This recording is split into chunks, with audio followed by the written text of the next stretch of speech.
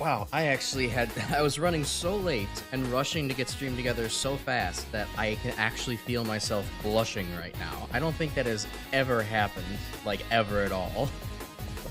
Like, I got that much blood going through, like, my head right now? That's crazy. I feel like that's a symptom of anxiety or something like that. Well, anyways, I'm glad to be here. This is gonna be a good night. Like, I can at least finally guarantee that the Mega Man game I'm gonna be playing is gonna be good. And ironically, of course, I have the absolute ass picture for the starting screen right now. You couldn't write better comedy if you tried. But this will surely... I mean, I've done a handful of these Xeno-Pelagos, as I'm dubbing them, before in my off time, and they are a lot of fun every time. So I think there's no way this could possibly go wrong. And now that I've said the Bubsy catchphrase, oh, it's sure to go completely wrong. You're excited to see the settings. How are you feeling right now, Crash? I'm feeling flustered, but pretty good, honestly. I also had a hell of a day at work, which, oh my god, I wish I could gossip about the lab that I inspected today, but if I did, that would be both a breach of personal conduct and also a potential self-dox. So I will just say that it is buck wild to hear a lab who ends up having its students order chemicals on their own dime when they are told that they cannot do a project by their PI. So I'll leave it at that, but wow, that's insane that I found something like that today. It was a big busy day, basically telling my manager, yo, shit is wrong. We have to fix this now. But yeah, I am excited though to have Mega Man, because Mega Man will be good and it will cool me down and it'll be great. I also have the day off tomorrow, so even if this seed ends up being a long one, I will have plenty of time tonight to finish it out, and not have to worry about going to beddy by tonight at a reasonable hour. So, I think that's enough stalling to get things started up soon, and we can start generating and showing you how this works. Oh, you picked up Gravity Circuit. Yeah, I also picked that up too because it's free. I haven't actually played it yet. I have heard it is ultra peak. I just need to actually find some time for it at some point. Alright, so that seems like good Mega Man music to start the actual randomization stuff. So let's head over to my one screen layout. So you'll get to see me and my lovely background here. I got some cool Binding of Isaac Brimstone stuff going on in the background. So I guess I'll do the little story recap, and then we can actually get into generating the seed. So I have played Archipelago Randomizers for a while. I got introduced to it about 6 months ago when I first participated in the Bat at Video Games Discord Archipelago Randomizer Extraordinaire thing.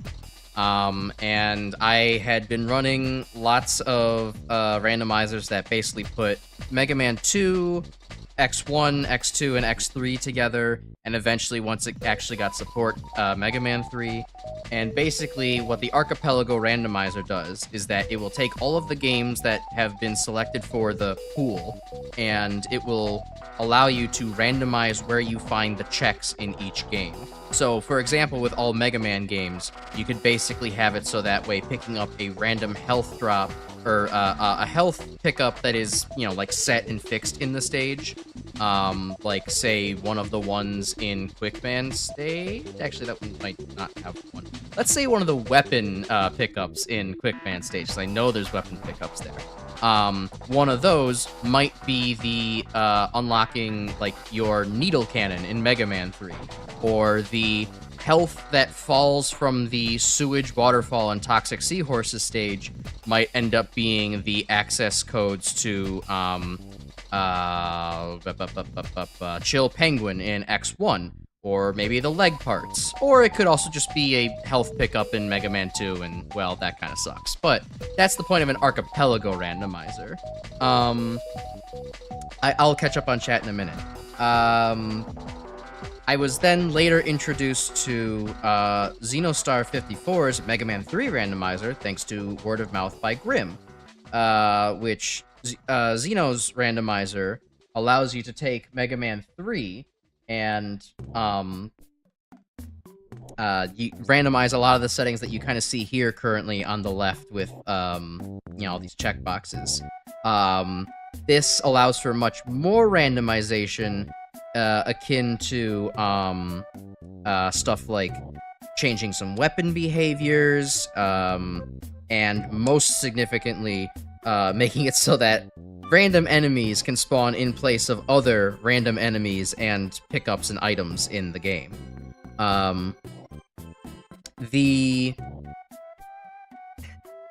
I then watched Xeno do a video. If you haven't followed him, by the way, Xenostar54 on YouTube, shoutouts for kind of making this all possible. Xenostar54 did a video on doing an archipelago of like just Mega Man 2 or just Mega Man 3, in which he said he basically, it's kind of a shame that I can't do my randomizer settings along with Archipelago, that I can't randomize, the Archipelago seed that I got using my randomizer. And when I watched that, my thought was, well, has anyone tried? And, well, I tried, and it turns out it works. You can actually get most of the janky, fucked up settings that exist within Xeno's randomizer to stack on top of what exists in the Archipelago randomizer. So you can basically have it so that way you have to go through and figure out like a certain stage order and like be locked into one stage at first and then find the pickups there, open up more stages, and hunt for all your other checks, while also having, the chance of like a turbocharged super speed Paturkey, which is one of those like one-eyed, two-legged things in Mega Man 3, in place of like all of the junk blocks in Sparkman stage, for example. So, because I figured it out, I am here to show it off. I believe this is the first time anybody has streamed this or uploaded the kind of content to YouTube. And I wanted to be first, what can I say? We're going to actually show off that generation here, so that way, if you're playing along at home, you could do the same thing if you wanted to. Let me catch up on chat before I get into the instructions. Let's see, drills down, okay, gravity circuit, cool. Changing my avatar setup. Oh, yeah, so, Grim kind of explained that, like, it's not that my old setup with more mouths was not, causing lag for stream. It's that using the old setup in PNG Tuber Maker or Honk, which allowed for having more mouth movements, that just desynced with the audio input over time. Why? My only guess is that the programs are just bad. That is the easiest explanation, and I think the most likely one, because now I'm using Vtube Mini, which actually allows for my mouth to stay in sync the whole time, but it only allows for, like, one mouth at a time. It's not going to dynamically change depending on what audio signals it's detecting from my throat. So that's where we are. Yeah, so, like, enemies can replace pickups. Yes, in the solo of the Xeno-Pelago or Xenostar randomizer, you can have, like, say, the pickups at the end of Shadow Man stage replaced with, one of those Jewel Beetles and, like, Shot Man and whatever the hell else.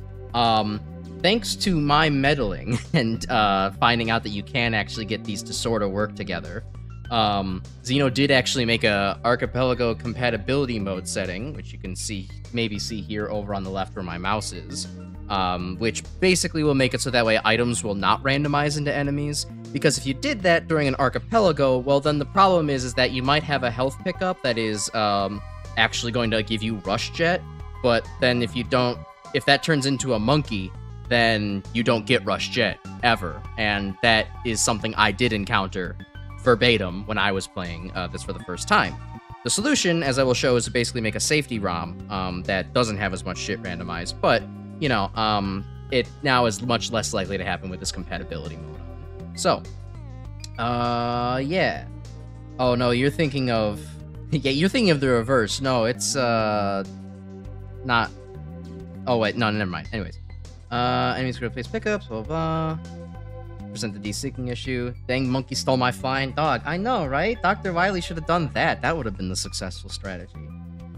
Okay, so let's show how to actually generate one of these. So I'm assuming, well, maybe not assuming, but like just starting off from a baseline of like Archipelago kind of knowledge, and like you could get it basically set up, because if we were setting up Archipelago for the first time on stream, we would be like another 20 minutes until we got started. But once you get Archipelago installed, you can basically use some of the options within the launcher client menu to get your like new world going. So for example, like, you know, the best way to customize your Archipelago experience would be to go to the options creator setting here, open that, wait for the window to slowly open in the other screens, and let me drag that over once it's done loading.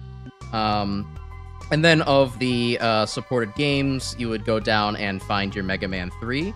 It's notable that Mega Man 3 is like a natively supported game. Some other games like X1 through X3 and also X4, but we don't talk about that one because it's broken. Those you would have to load in separately, but that, again, Archipelago tutorial, this is not. So with Mega Man 3, you have the option then to open up things like this for your game options and adjust some settings like progression balancing to make it so you get stuck more or fewer times as you play the game. Accessibility about like, are you going to be able to get all the items on your quest, or is it going to be such that Crash Bomber, or well, I guess it's Mega Man 3, is it going to be such that the Needleman access codes have randomized to spawn inside of Needleman stage and you just never get to go there? Other settings like Death Link, if you, well, that's what happens when you play with more people. It's not relevant there. Energy Link, which kind of allows you to get a pool of energy, which for pickups, which I have enabled because it lets me get energy from the pre-placed pickups versus the like just the random drops from enemies where I would get it, but then I want it all to go to a pool. Anyways, I'll explain that more as we kind of play and people ask questions. And, you know, several other settings along here, including like palette shuffling and making it the game flash less because it was made in, you know, for the NES. I have already generated one of those for myself, so we won't be generating one now. But I guess just to show what it looks like, that's not the right folder. Over here, I have the Mega Man 3 YAML file, as it's known. Let's see, is that showing up on screen? Yes, it is. So my settings are basically something along the lines of like lower progression balancing, so I might get kind of a more strict route. Getting all the items, no Death Link, getting that energy pool going, starting wherever. All of my items will be suitable for randomization. Random weaknesses are enabled for enemies and bosses. Same thing with enemy weaknesses. I should have the Buster always available to fight a boss, though I think the Xeno randomizer kind of overwrites that, so it's not possible, or so it's possible for me to only be able to hit a Robot Master with weapons. And then some other accessibility things, palette shuffle, music shuffle, and nothing else in particular. So that's kind of where my randomizer Archipelago settings start from.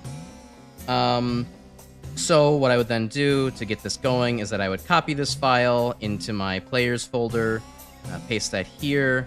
I was testing out a Battle Network thing a while ago, so I need to move that out.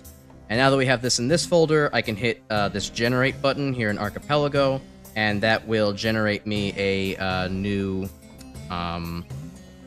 Archipelago seed to start from.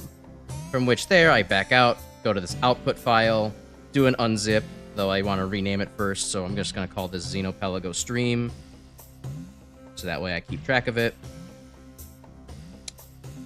Oops, need to unzip it. That's the important thing. Okay. Okay. So all of this so far has just been how do I set up Archipelago. Now we're getting into the part where we actually get to set up the Xeno star half of this randomizer, the Xeno-Pelago, or the Xeno half of the Xeno-Pelago, if you will. So, what you do is that when you get your output from a archipelago randomization, you get one of these in this case, .ap MM3s. This is a file that will reference the original Mega Man 3 ROM on your computer, which it will ask you for if it's your first time, and then will generate the corresponding archipelago seed from there. So once I double click on this, you'll see a BizHawk icon show up here. See, there it is. And one of this window will pop up, but that's not important for right now. And then once the BizHawk window launches, there we go. Let me just pause that real quick so the game doesn't deafen things. This is launching on my main monitor, so that's why you're not really seeing it. Then you can actually go from here to create your Xeno-Pelago seed. Because what you can then take from this is this output that Archipelago just spat out. You can actually shove this into your Mega Man 3 randomizer made by Xeno. So I will, because I think Grim did request it once, he did want to see it. What would happen if I just put my own name in here as my seed? I will do that. I am going to keep most of these settings on. Let me, real quick, I wanted to access, okay, wait, that's not it. How about this one? Okay. I have a little reminder document for myself, so that way I know which things are good to keep on the randomizer and which things should be removed, just because there are obviously like some conflicting settings here between like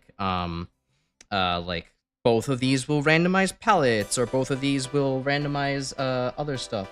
Yeah, okay, that's fine to keep the music in the background. No longer Mega Man, but so let me see here. I want to change the following. I'm going to remove fixed soft locks just because Archipelago, this setting normally adds like some extra platforms, so that way you can't get soft locked in the standard Xeno randomizer.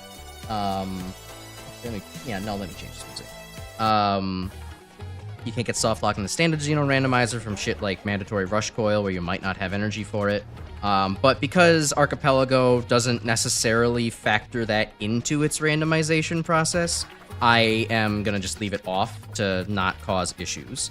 I'm also going to turn off changing weapon locations, changing weapon palettes, and changing music, because Archipelago does do this already. I'm going to keep change boss weaknesses on, just because I've tried this before and it doesn't seem to cause issues, but this having both on might actually allow for some really extreme randomization of damage, like Metal Man taking, 12 damage from like Gemini Laser or something like that. And then I believe that's all I want to change on this. I have the Archipelago compatibility on, and so now I will click this button to select the ROM file. Hopefully, where's this going? Okay, so I need to go over to here. I keep my Archipelago folder easy to access, output, Xeno-Pelago stream, and then I'm going to randomize, again, the output from Archipelago.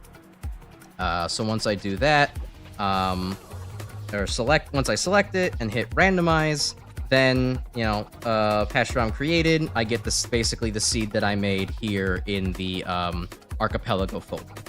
Now, I'm also going to make a safety backup seed as well, because I have had situations in this, like last night, I was testing one of these, and something came up where, like, the magnet pull entity from Magnet Man stage spawned in Doc Shadow Man stage, and that caused it so that way when you do the little ladder climb next to the spikes, the magnet just pulled you off the ladder into the spikes, so there was no way to progress any further. So I am going to just kind of make a safety seed where, like, basically everything is off, but I know that there's just, like, one thing left that I can kind of reliably use to, like, remember that, oh, I'm in the safety seed. So I basically just turn off everything except for fixing the scan line and changing robot master names, just so that way I have a actually wait, that's probably not all what I want. I probably still want maybe some like enemy weaknesses and stuff like that on, just so that way it's not as jarring.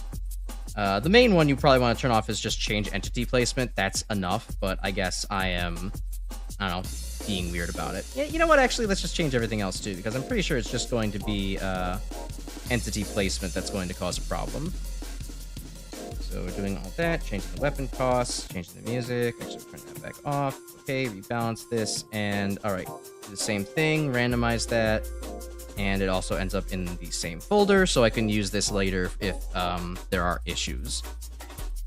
Oh, you're going to see what changing the robot master name does here in just a second. Okay. So now I have to finish actually setting, launching the archipelago because it can get a little finicky at times. So let's see here. I have to now, I can close all this down, and then I can launch the seed that I just made. Yes, I can do that. Okay, and I'll, this might get loud for a second. I hope it doesn't. Not hearing any sound on my own end, even beneath the music. Oh, no, wait. Hold on. I'm hearing a little bit of sound. Hold on. I have to balance this for my own ears right now. Sorry for no music. I must have gone really quiet on my own volume mixer here. Yes, I did. Really quiet. Wow. Okay. All right. Get that to like 20 or so on Windows. Then I could get main content capture going. Well, we're not going to do that quite yet because I want to change the screen once we're done with this. For right now, let's just kind of change this so there's occupying less space as I demonstrate how to get stuff running. I know this is a very long-winded start to the stream, but trust me, it's going to be good. Once you get that running, you then have to go out and instead using this archipelago launcher thing that came with the generated seed, you would go back out to archipelago, launch the archipelago BizHawk client, double-click on that,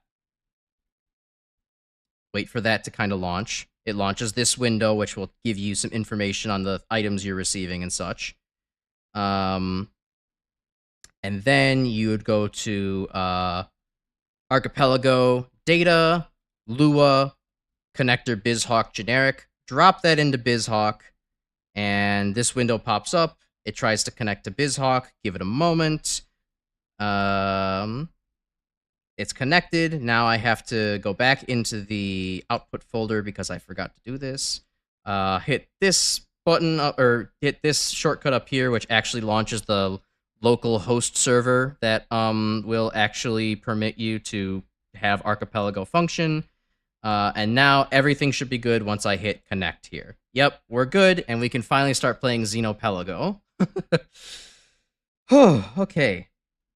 Let me switch real quick over to my two-stream screen layout, because that's basically how to get everything set up, and we can actually get things working here. And I can start, you know, catching up on chat while we have Mega Man 3 in the background. So let's see. Going over to two-screen layout, I then need to, view, window size 2x, view full screen over here. Okay, doing that. Main content window, we can capture EmuHawk. Doing that. Okay, yes, there we go. And now you should be hearing it. Yes, you can. Great. And now second content capture, I need to capture the archipelago window. This, I believe? Yes, I need to resize that a little bit. Give me one moment. We're doing this live, so there's a lot more awkwardness to getting the stream started than usual. Okay, so that's almost aligned in OBS's preview. Just a moment. Okay, that's good. And then I can... actually, I should probably just make it larger so that way you all can see it a little bit easier.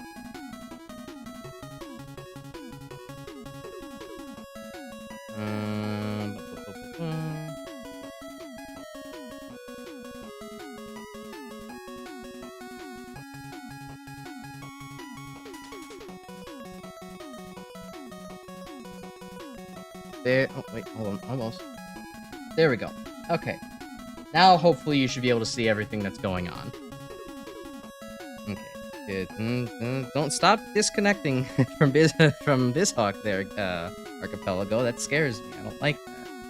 Okay, wow. That was a lot of preamble to get things going. Hopefully it will have been worth the wait. Team Fortress 2. It took us 9 years.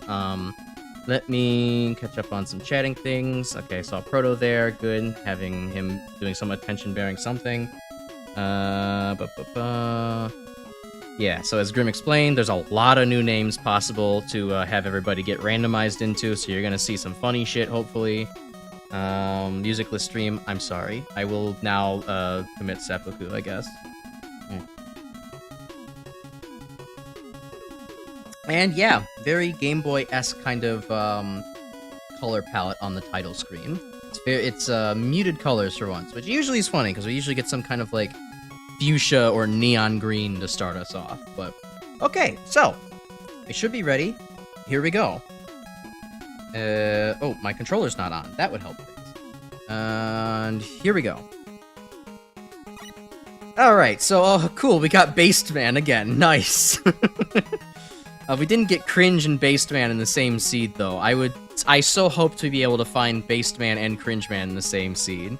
Because when I first played, my very first seed that I did, Magnet Man was a blue Magnet Man named Cringe Man, and it was great.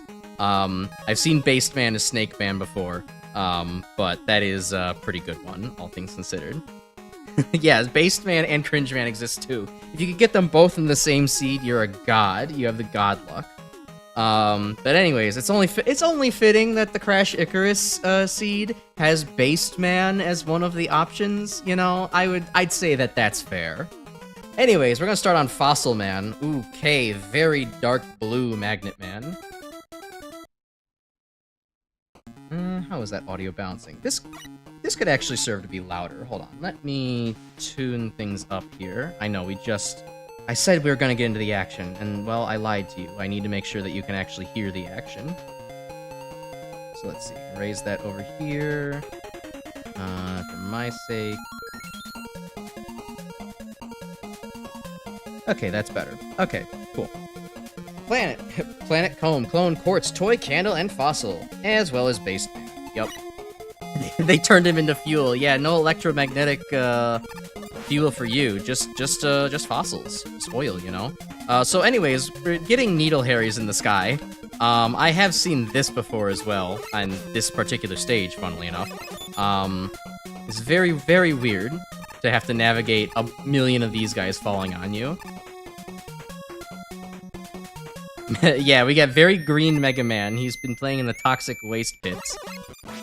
Oh, that's an interesting Proto Man. Not only because of, holy shit, he has hops, but also, like, I don't think I've ever seen a Proto Man that fires 3 bullets in the air so far. Well, anyways, he's kind of, missing the whole thing that made him, like, even slightly difficult. So, let's just blast him in the back. Very sportsmanlike. And goodbye, Browno Man. Background's kind of rainbow ice cream. Yeah, no, you get some pretty good colors for Magnet Man's starting area. I've had them usually kind of look like toxic smog over LA, but, you know, better colors this time around. Also, yeah, those guys just became parachuters. Mets, let's see what your random-ass firing pattern is this time. Oh, very downward. Okay, that's actually very useful for you in this section of the game. I do kind of like the cherry red Magnet Man stage, though, actually. This all looks very good. Hey, speaking of what doesn't look very good, electric gabyoalls love to spawn in, and they love to make life miserable in this game. So, I guess for explanation, the magnet entity inside of the magnet puller gimmick got replaced with the forklift guy, and the 2 Paturkeys that are supposed to be on the screen got replaced with electric gabyoalls. So, now I have to navigate around all this bullshit. Oh, and then the pole vault jumper guy got replaced with the Nuttin' and Bolton. As you could tell, this gets very bullshit very fast. But Damage boosting is your friend. Also, this is very interesting. This is a Nut and Bolton seed. Usually those things are like zooming at me. They are like fucking ridiculously fast. And Buster immune. But anyways, we get to find our first 4 checks of the randomizer. So 3 of those were just randomized to be large weapon energies, which in Archipelago settings makes it so that way, like when you fire off your weapons you'll see your ammo doesn't actually drain. It kind of refills immediately. So I'm going to look like I have infinite ammo until I don't, basically, is how that's going to look. But hey, I found Shadowblade with the Wild Coil palette. Return of the Wild Coil palette. You know, get some Shadowblade behavior. Archipelago and the randomizer don't completely play nice yet. I haven't found one of, like, the funny seeds where, like, when I do this Mega Man 3 randomizer on its own, I can get Shadowblade, like, might fire at different velocities in different directions, or might just have 8-way firing like Metal Blade. But in this seed, it just seems that the duration of Shadowblade's a bit longer. It kind of has a little bit of right behind you, duration going for it. Candleblade with the Wild Coil palette, true. Grim will actually remember and respect the names of the robot masters. I will forget, because I have too much I'm already juggling mentally. But, you know, here we get to do Magnet Man stage. Oh. Very slow Yanbo. But hey, thankfully that Yambo spawned in and made it so that way there's no magnet pull here. This section is like really easy now. Oh, unfortunately I think the magnet puller actually did spawn in for that one down there, because you can see there's 2 of them. And this one actually is here as well, I believe, so we actually have to do some epic platforming to correctly get past the section. It's not like Magnet Man's blocks are exactly that tough, but, you know. Parachuter, goodbye. Sometimes the enemies get in your way and swarm the screen like a bunch of electric gabyoalls. Sometimes they just, you know, turn shotmen into parachuters, and there's no issues there. Ooh, Hardman access codes. Okay, so that's the next stage we're going to be able to go to after this. See, there's normally an enemy here, and whenever you usually there's an enemy here. Did something go wrong? No, it usually means one of 3 things. Either it's going to be a Yanbo that spawns, it's going to be one of the giant bees that spawns, or it's going to be one of those fucking muncher things from Hardman stage that just jump scares you when you least expect it. So let's see which one it is. Okay, it was just the Yanbo. We got lucky. Magnet Man's the easiest case of Yoku blocks in the whole franchise. I mean, Wily 3 really gives you a run for your money. Also, ketchup and mustard Shadow Man. Nah, I don't really love that. Oh, and he slide fast. Okay. So he's immune to his own blades. And now we have to fight Ronald. Now we have to fight Ronald McShadow Man. This is gonna be awkward. I need to focus up because Shadow Man's like the hardest boss in this damn game.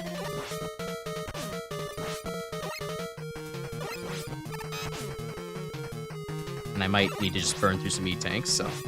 Okay, just don't slide, asshole. Sure.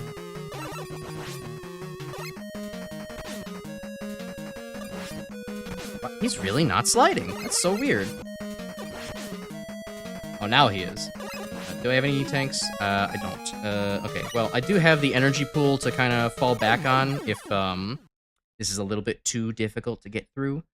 But, at the same, token, I don't necessarily need to beat him, right? Like, we unlocked Hardman stage, so I could just go to Hardman stage instead of beating Shadow Man.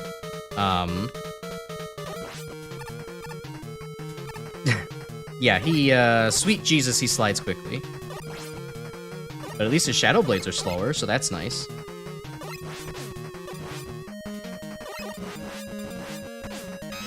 One, two, three, four, five. 1, 2, 3, 4, 5.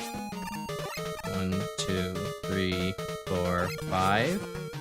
1, 2. Get you to help you jump. 3, 4, 5. 1, 2, 3, 4, 5. Yeah, Shadow Man's still just an example of an awful boss. I do kind of wish this randomizer maybe applied to like something like Mega Man 4, but oh well. 1, 2, 3, 4. 1, 2, 3, 4.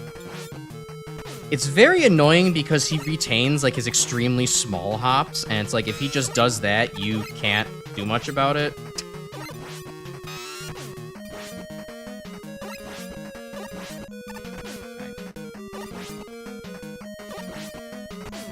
Alright, so we're gonna game over here, but that's okay, we can just go right onto Hard Man stage. If I have to beat Shadow Man at some point, which I might have E-Tanks, or I might have, I can use the Archipelago energy pool thing to work on. So, on to Cone Man.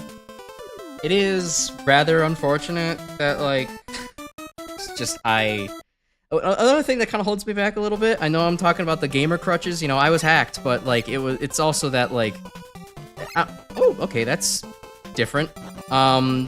If you've ever played Mega Man 3, you might have noticed that, like, the turning around controls, especially when it's laggy, get a little crunchy. It's kind of hard to, like, turn around and just take a shot in this game's engine. It's not very good. But, alright, we got lag spawning blocks. Okay, that's very funny, that those are just popping up junk blocks instead of, you know, bear traps to come and kill you. But these pose their own challenges because these trash spawners don't stop spawning trash, and if you don't clear it up, the game will start to lag the hell out. Also, I guess they can just spawn on top of you and hurt you too. That's different.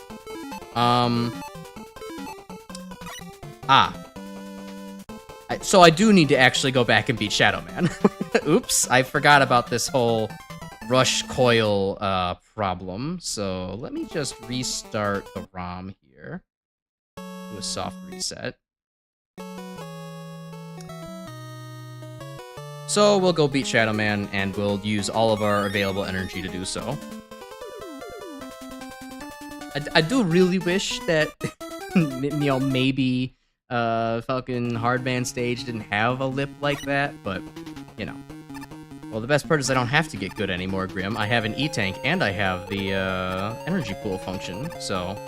Bleh. Oh, damn it. Input got 8.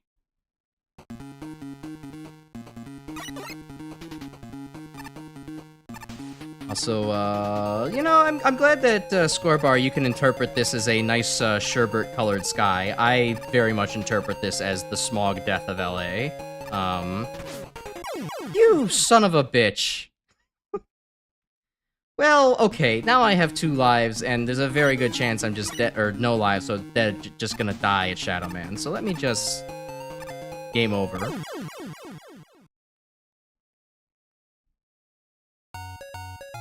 I can't help it. I was lag switched. They were strategically lag switching me. There's too many of them. Doesn't help too that it's kind of like I do need to do a little bit of sliding if I want to do this in one cycle without stopping. There we go. Ow. Beep. Okay, there we go. Hey, that was much better. My gaming skill has returned to me. Let's see if how weak Proto Man might be to Shadow Blade in this. Oh, he's extremely weak to Shadow Blade. That was 2 Shadow Blades, and Proto Man is done for. Proto Man does not appreciate the art of the shinobi in this one.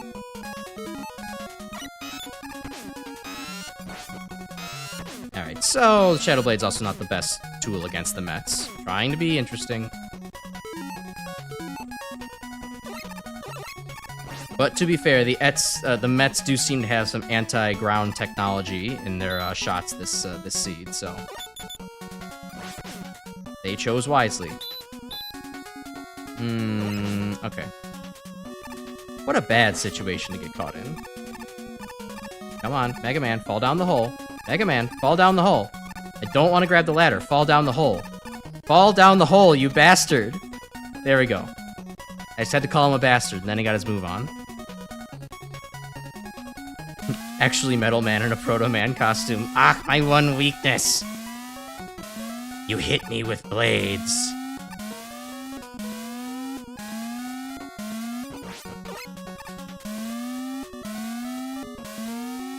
Okay, gotta... Oh, what the? Okay. Okay. I didn't notice this last time because I think I just did this better, but there seems to be a strong pushing force in this pit.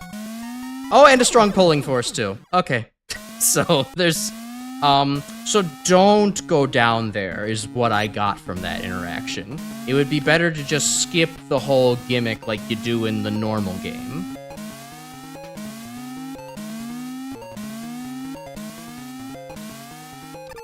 Duly noted.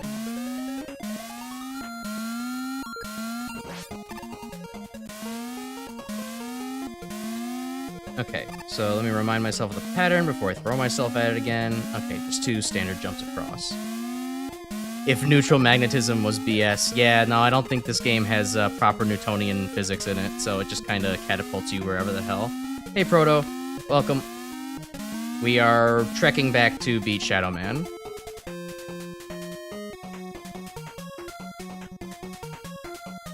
I will go back to collect these pickups again, not because they're going to give me anything in Archipelago, but because they are going to add to my energy pool. Oh no, they actually won't. Never mind. Just wanted to give myself more chance against Shadow Man, but here we are. Yeah, the dragonflies do just be going slow. They just, you know, they see me stroll and they shoot, and I'm not going to continue on with my white and nerdy parody. My white and nerdy parody of Coolio. That's a double joke. Alright, back to Shadow Man. Oh, I actually slid under him? You can? When he hops that low? What?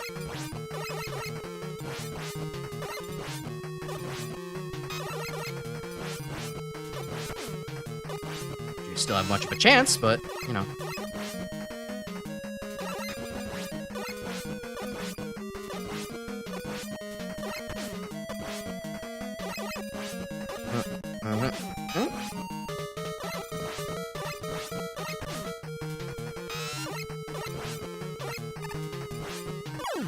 Now I didn't even need the E-Tank or anything like that. How about that? My gaming skill improves within the span of minutes.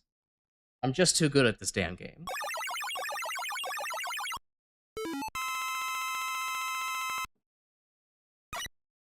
Alright, so that is...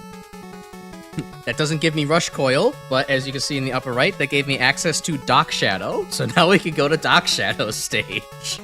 Oh boy, I can't wait to go to Dock Shadow Man stage. You know, the one with all of the dark pits that drop you into the abyss, and not have Rush Jet. I actually have to prove my skill there. Alright, well, I am Based Man after all, so. Love how Shadow Man's palette just got interpreted as creepypasta.exe with Evil Shadow Man. Yeah, I guess Shadow Man is kind of the thing of my nightmare, so it would only be appropriate he appears like that on the Crash Icarus seed. Hello, Metar. Good. We get Mets here instead of magnets to pull me into spikes instantly. Shadow and Magnet gives you Dock Shadow. True. Oh, the Mecha Kuros are just... Well, they're mostly just chilling. They got hops, sometimes. The Coca-Cola factory. Yeah, it's better than the nuclear piss factory we've been in previously. Oh, the Paturki... Okay, the Paturkis are at normal speed. The running bombs are living up to their namesake again. Hey Ma, the running bombs, they're after me. The Pepsi factory? Pepsi's browner than that. And I enjoy it for its dark, rich caramel flavor. Not sponsored by Pepsi, just a fan. Oh, sweet, I didn't have to do that with all the extra lag of the darkness. It's kind of funny that I guess all the enemies in this screen actually got to stay, but they swapped their positions. I guess that's what the randomizer called for on this seed. Shotmen shoot fast, men. And... ah, crap. Well, actually, wait, hold on. So the other good thing about this randomizer... well, good, is that the Doc robots all get randomized too, so this might not be Doc Wood. It's Doc Metal. Hell yes, we got an easy one. Let's go. Oh, I wouldn't have wanted to fucking fight Doc Wood here with as little resources as I have. Hey, I have Shadow Blade. How do you feel about blades, Metal Man? Stand still. How do you feel about blades? He doesn't like them. Let's just... There we go. Nice and inelegant. Sweet. It is a little bit pissy, yeah. Little chapter Pepsi. Okay, Perturkeys are completely immune to that. Oh hey, we got Quick Needle, or whatever. Let's use it. Yeah, okay, so Needle doesn't really get all that randomized. Needle gets kind of stuck into its, normal variants. Yeah, so I'm definitely seeing what Xeno was talking about, where, like, a lot of the randomization elements for the weapons don't really get to apply. Because if you were playing, like, the actual Mega Man 3 randomizer on its own, that's an interesting shot pattern. Like, you can get needles that kind of go on high and low. Fuck you, game. Fuck you. Put a chomp on a platform that I can't fucking see, making me jump off of it to avoid taking more damage, only to spawn a spark bastard right in front of me. Awesome. Cool. Love it. Thanks, game. Egg? Eggs! Eggs? Penguins? What? Hello? I see them spawn in for like half of a second, but eggs? Where did eggs come from?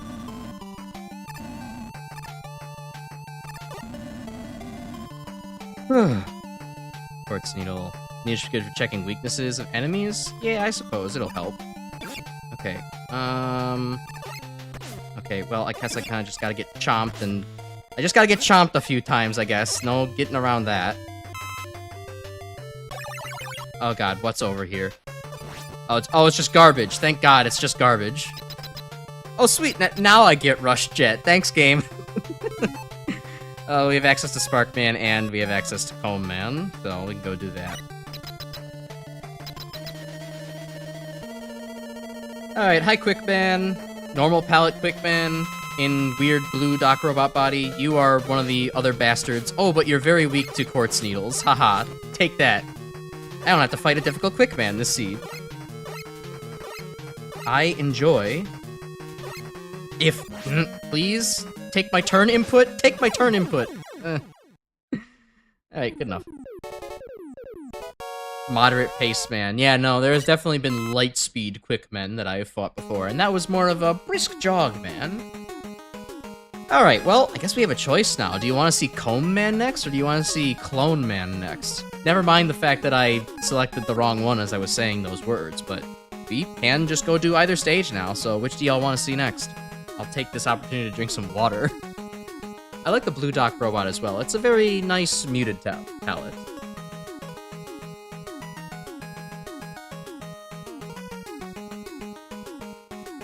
Ah, yes, I love democracy. When one person votes for A, one person votes for B, and then one person votes for joke. This is why you never open polls on the internet. I will go with... Clomb? Clomb. Okay, two jokes. Two different jokes in the chat. We love it. I'm gonna go for Clone Man. Dark. I don't like that color palette for Clone Man. It's very kind of abrasive on the eyes. Ah, hello, Spark Gabyoall. You know, you normally don't show up for like another screen or two. Lean Man, a little bit. I don't know what kind of lean you're having if there's like green goo in it. I mean, it's not like not like I've had lean for reference, but you know, it's I don't think it normally contains green goo. So is there chompers in these? Yeah, there's chompers in these. As if you would ever go next to them. Needle presses. Hey, something I found out exclusively because of this randomizer is that not only do needle presses have like a hitbox and a hurtbox, like where their graphic is, they also have one on the other side of their graphic too, for like 2 blocks up when they're extended. It's horseshit. Because it basically means they effectively extend in both directions. This is a very nice palette for Sparkman stage, though. I like the pink fuchsia and the complementing like the yellow electrical lights in the ground. It's a very good color, and the kind of bluish beige on the outskirts is nice as well. Some hacks allow you to damage needle presses since they're coded as an enemy. That would be nice. I'd love to have that one there. Okay, ouch. Those junk bastards are still bastards. Willing to bet they coded one and ran out of time to code the other, so they just copy-pasted the code. What thing was I just talking about? I forget what made that relevant, but... Alright, well, Helimets, you almost had a relevant shot pattern. Beep. Winter Knight. Oh, Winter Knight does have damageable presses. I guess that's good to know for when I play it. The needle presses.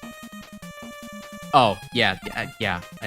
Sorry. Again, rushing to stream and having a day where you are, like, gobsmacked by a lab's, idiotic decisions, well, maybe mismanaged decisions, and then rushing to stream all in one, it kind of takes a toll on, you know, one's ability to speak. At least I'm sleeping good lately. Oh, I got Hard Knuckle, Magnet Missile, and Gemini Man access codes from this. Nice. Hey, wouldn't it be fucking terrible if I didn't have Rush Jet for this section? Boy, it really would be. It's okay, Proto. I get it. It's nothing. Oh, fuck's sake. I'm so stupid. I thought I was low enough to not have to worry about a full jump. Oops, I was wrong. But yeah, I actually am getting a much better sleep lately. As some of y'all might recall, for the last 2 months I have not been sleeping very well, and that has been a combination of many factors. Part of which was the fact that I think my body was becoming dependent on taking melatonin to fall asleep, and so when it was like the melatonin started to become normal in my system, it no longer felt effective, and then it would start to run out in the middle of the night, and it would like be having worse sleep and waking up a whole bunch of times. And then also I just had to kind of do some mental health hygiene things. Oh, hi Top Man, you're in a very interesting arena.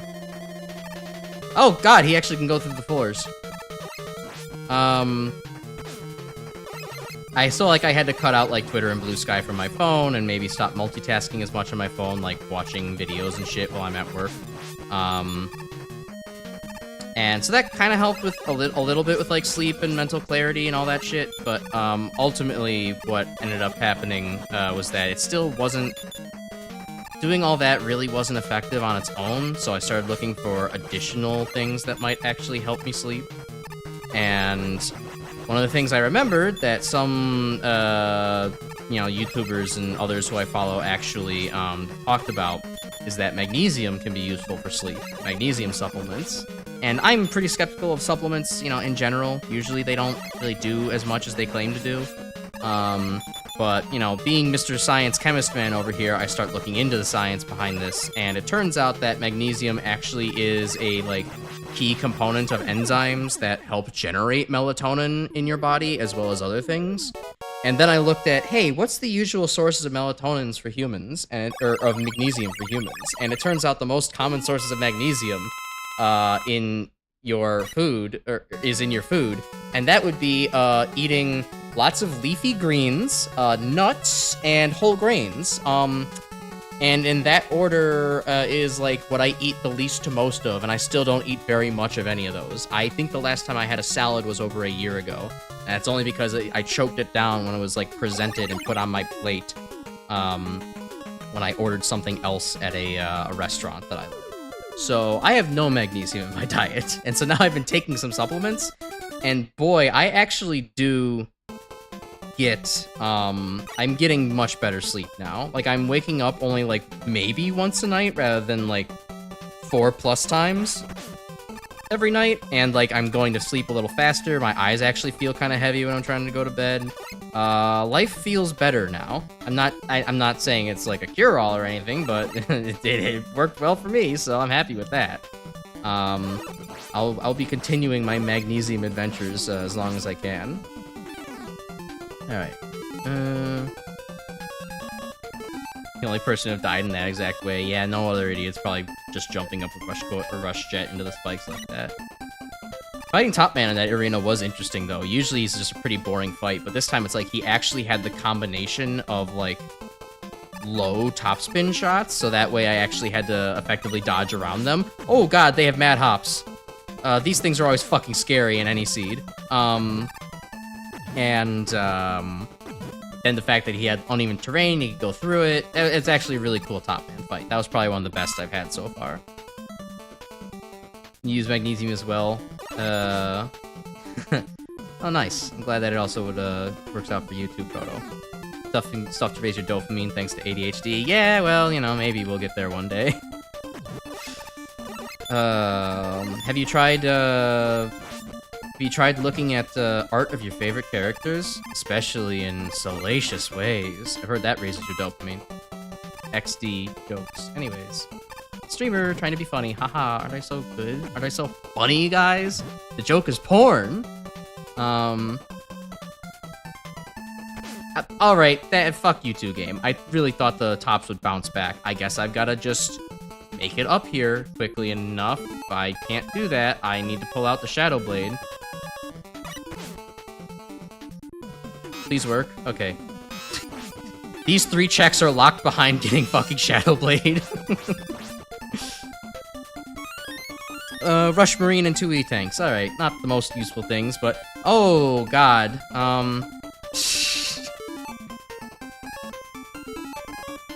Yeah, so this is gonna be an interesting, screen. Yeah, I also don't really enjoy salad, because I like cooked vegetables instead of raw, leafy bullshit. That's bitter. Yeah, it's the top squad. Thankfully, this is not the most lethal I've ever seen this screen be. The worst I've ever seen this screen turn out to be... Also, my game is gonna chug really badly here. The most lethal I've ever seen this screen become was on one of my first seeds trying out this game, where all of these top guys were replaced by those, jumping dudes from earlier, and they had really low jumps that, Oh, they're fucking immune to that, too. Great. Okay, so I guess Hard Knuckle it is, for the time being. All of those hoppy guys that were, like, hopping really low, had few invulnerable frames, and did a shitload of damage. Was not fun. Actually, you know what? I try not to use this too much, but I can just skip this screen with Rush Jet. It's laggy as shit and looks terrible, but... Oh well. Yeah, really nothing can save a salad for me. I like arugula on occasion, but I also don't want to have a big fucking arugula salad every day. So, hey, for fun, is Proto Man weak to anything else? I mean, we know he gets shredded by, alright, well, he gets shredded by both, quartz needles and, whatever the Shadow Blade is. Hello, Needle Press. Definitely a gangster hideout. Yeah, the gangster hideout right out in the open. I think it's more of a Beyblade competition that we just crashed. Yeah, he was also taking, like, almost no damage from Hard Knuckle. Oh, see, Clone Man / Spark Man, this is how you wear a green and purple lean palette. This looks a lot better. Needle Man's doing it right.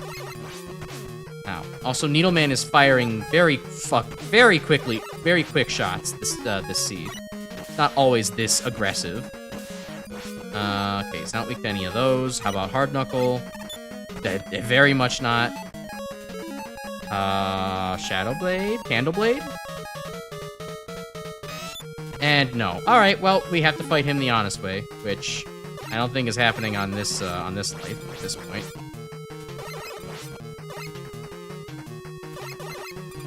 Or, you know, I don't know, might surprise myself. No, I said something. There we go.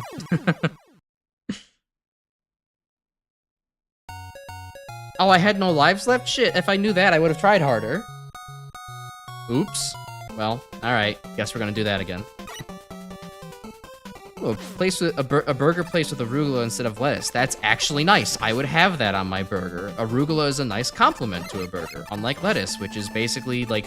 It's not just crunchy water, it's bitter crunchy water, damn it. Especially if you have the cilantro gene. You interpret no aldehydes correctly, so your body is just like, salad? I think you mean extremely bitter. Whereas most people are just like, oh, lettuce is like nothing, you're overreacting. It's like, no. In fact, lettuce is very bitter to me. I do not like it. I will not have it if I can avoid it as much as possible. I actually kind of like cabbage, though, ironically enough, where I think that's supposed to be the more pungent and controversial one. Cabbage is actually, like, pretty much fine. But red cabbage, please. Take that. Hardband stage works well with the gray sky. Yeah, especially with kind of like the blue background, too. Like, you get complementary blue and orange colors working together here. Like, this pops in a really nice manner. Actually, I do really like the challenge that these jumping dudes are uniquely posing in this seed, where like they have extreme hops, but also like they don't they die in 2 hits from the buster. So like yeah, they're in these weird close proximity scenarios, but like you can actually do something about them if you're quick on the draw.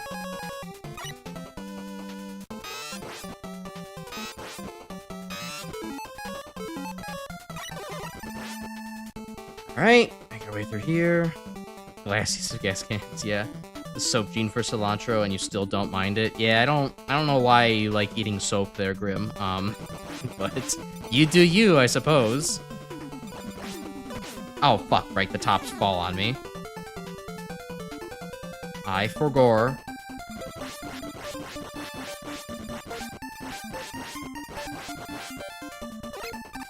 Okay, so I could take this guy out if I just make sure to also take out this guy's tops as well.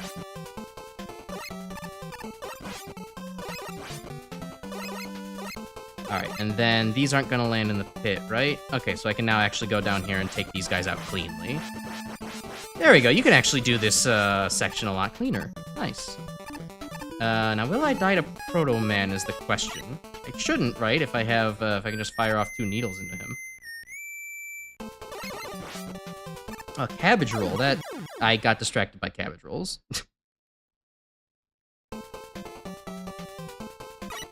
Oops.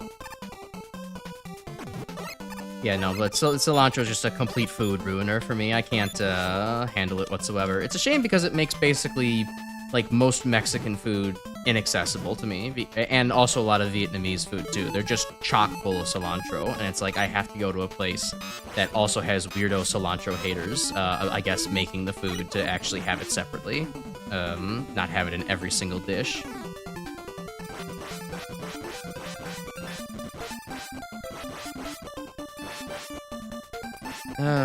You better have a good mashing finger, too, if you're gonna be doing a lot of these archipelago randomizers, or especially this kind of thing. You're gonna need it.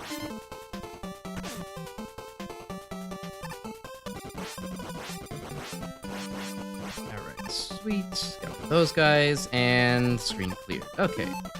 Yeah, it could be a citrus allergy. That could be just a million times worse. You got it rough there, bud. There we go, that's what I should have done the first time. Yeah, I am getting a lot of health in the pool, thankfully, so I will have a lot to replenish from if I need it.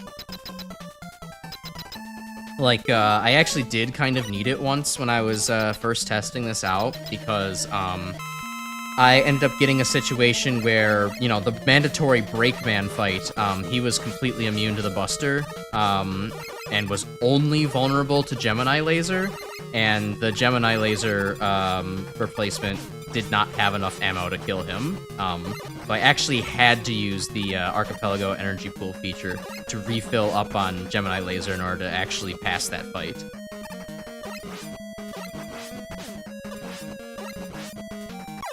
Damn it. Alright, how many lives do I have? 0. Okay, so I won't be stingy with my E-tanks on this one.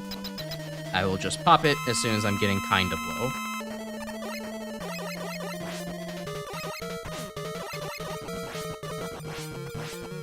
So if Needleman could just, keep doing this needle press jump for me. There's needle press attack. That would be kind of nice, actually. waste his time, doesn't whittle my health down.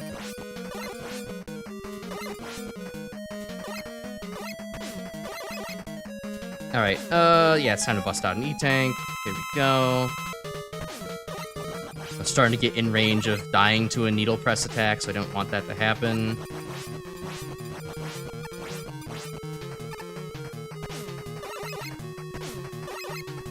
Oh, Needleman, you're still such a bastard. I've had seeds where Needleman's a lot slower and feels a lot fairer, but I guess today's just not one of those.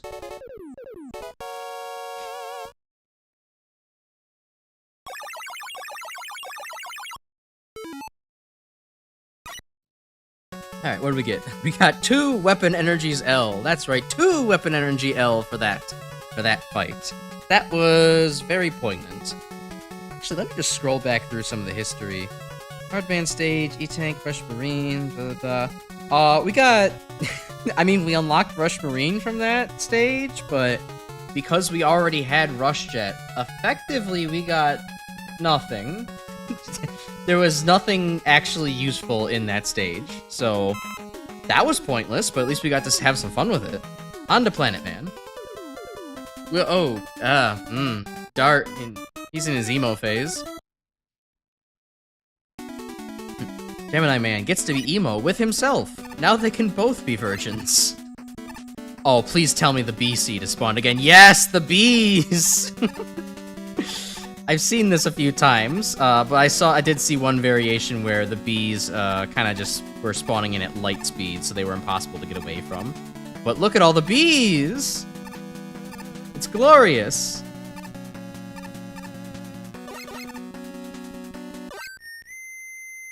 Oh, Vio color palette? Not really. I wouldn't say so.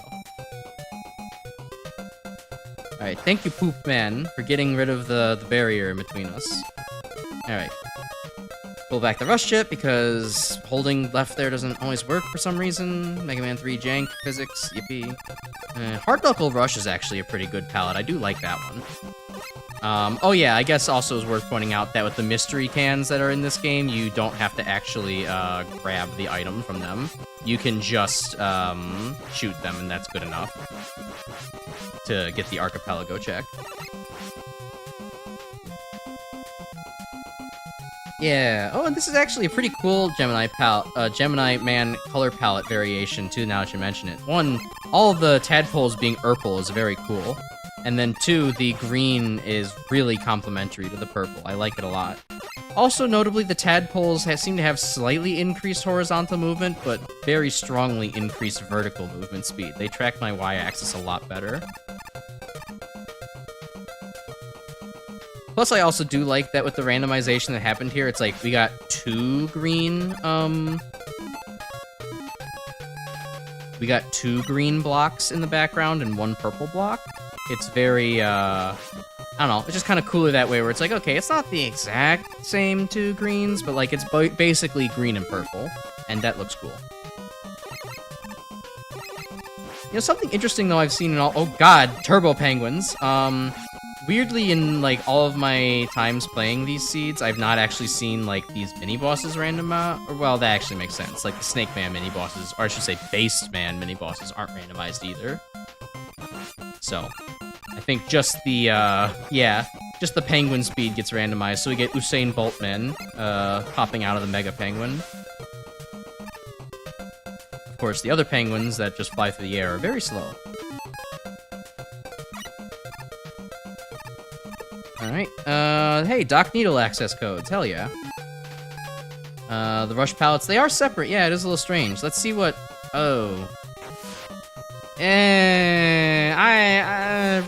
Rush Marine could use some work. The dark glass is cool, but, otherwise, I don't really think this palette's great. Also, the penguins are immune to bullets. I repeat, the penguins are immune to bullets. Bail, bail. Just go on the land instead, it's safer. The penguins can't get you on land.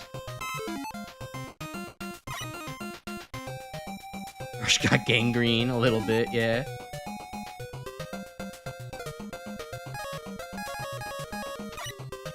Come on, Mets. No. God, gabyoalls that don't... Huh. That color palette is making it... Okay, wait, no. The gabyoalls are still flashing in that color palette before they fire. It's just really hard to see. Like, you have to really squint to notice that, like, they are flashing yellow before they start shooting electricity. Ew. Oh, God, he has hops.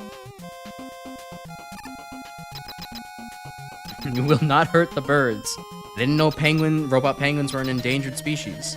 Oh shit, we're actually fighting Gemini Man in Gemini Man stage? What? That's not normal. Oh, hey, Gemini Man's also, like, just really glitchy in every seed. His speed's kind of randomized, but his positioning in landing is, like, kind of fixed by the game's code, so he doesn't, exactly do good when, put into this. He does seem to be weak to punches, though. Oh, shit, I had no lives, didn't I? Did I pick up a life? Yes, I did. Okay, good. Don't have to do that again. Also, I just kind of noticed that Hard Knuckles' palette is, like, inverse fuchsia Leanman colors that we've been fighting so far. There we go. Goodbye.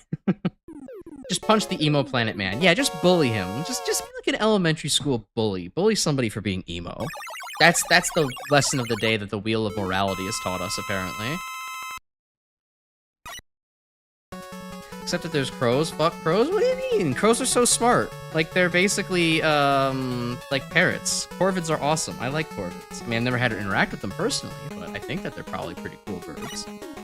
Alright, we got choices again. So, we can either go to Dock Quartz, or we can go to Dock Planet. Which one do y'all want to see? Emos are weak to punches. It's very true. Gotta vote for Dock Planet. Alright. It is funny that Gemini gave access to his own shadow stage. Alright. Alright, we got 2 for Dock Planet then. We can go with that. Let me pour myself some more water, actually.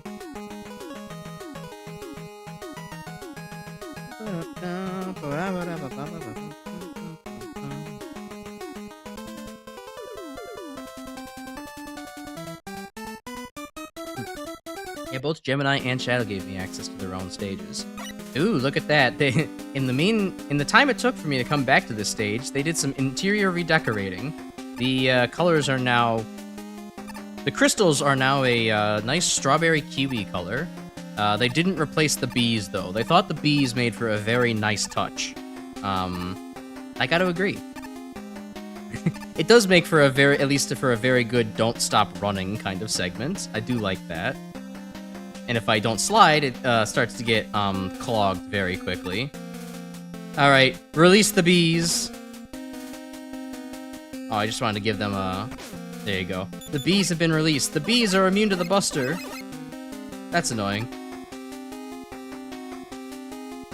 Battle network. Yeah, yes, statement indeed. I've been itching to play some Battle Network. I still need to go do so. I was actually going to, oh, Doc Spark. I guess it's a good time to mention, like, maybe my schedule for next week, because, I will actually be doing kind of a weird, different schedule for next week. I'm not going to be streaming Monday. I probably will be streaming Tuesday, Thursday. The reason for this is because I kind of mentioned at the beginning what got me into the Archipelago stuff was participating in the Bat at Video Games server Archipelago. That Gabrielle just went flying. And she's doing it again in her server. So while I can't take time off, like on a vacation this time to participate, I do want to at least be available like every other day next week to participate in the multi-person Archipelago, because I'm sure if like you know, somebody's fucking Keyblade is locked behind me beating Toxic Seahorse, they probably don't want me taking 3 days to get to it. So, you won't see me Monday, but you should see me Tuesday, Thursday next week. And I was reminded to bring this up because I originally wanted to play Battle Network 3 for that, but it just kind of turns out like between hi Docwood, between doing that, you know, streaming responsibilities as well as like some other stuff that I might have going on the following weekend, I just said, okay, I'll play X1 to X3 in the rando. Those are much shorter games than playing you know, all of the random stuff in Battle Network 3. Plus, the Battle Network 3 randomizer is fairly shaken up, and I don't really remember a whole hell of a lot of Battle Network 3 just off the cuff, so... yeah, that's that. It is Doc Wood, with a very slow leaf shield and very fast and bunched up leaves falling from the sky. Thankfully, he's still just as weak to needles as he was before.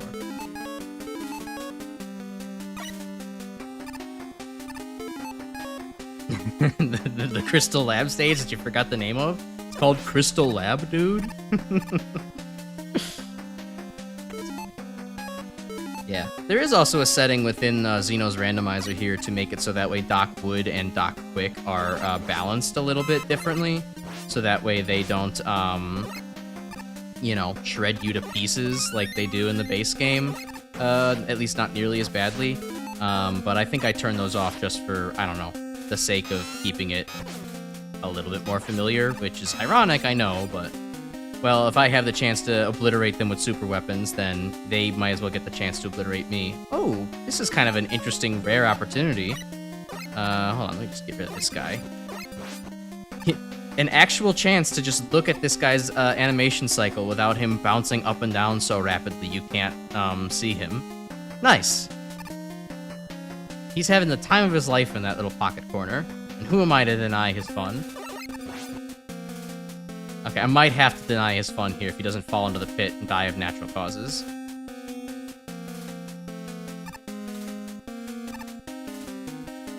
Alright, I'm sorry, little one. Alright, well, he had plans, he planned for that. Little one gets to live.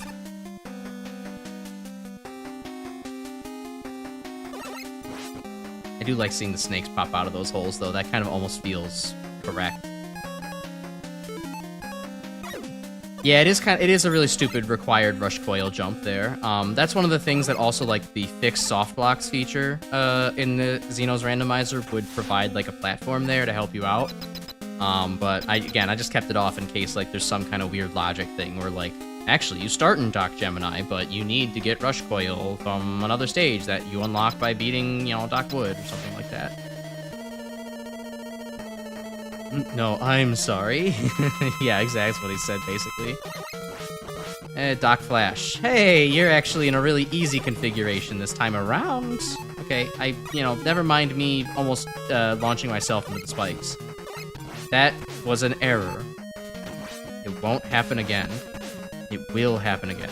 Okay, he's kind of weak to magnets, but not especially. Weak to punching? He's very weak to punching. Yeah, punch Doc Flash in his stupid bald head.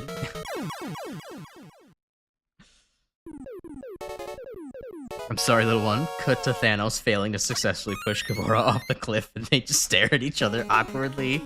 Yeah, it's like, oh. Yeah, so I did just try to kill you, but, you know, now that you're immune to getting shoved off, like, how are you doing? You know, how's your emotional state right now? They just start striking up casual conversation, and it just doesn't feel right. Guess the water code of Doc Bubbles' room is a room thing and a boss thing. Yeah, that's just, that's there because of Doc Bubbles' room. Much like how we were able to fight Top Man in in Sparkman's room, and it's just normal there.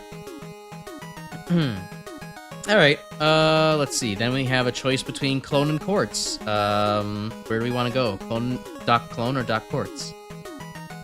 So we got endgame, assuming none of the remaining Doc robots are immune to everything you have. Yes, that's actually also a good point to bring up, Grim. So, the way the Archipelago randomizer works is that, once you beat all 4 Doc robots, you can actually just gun it straight for Wily Castle.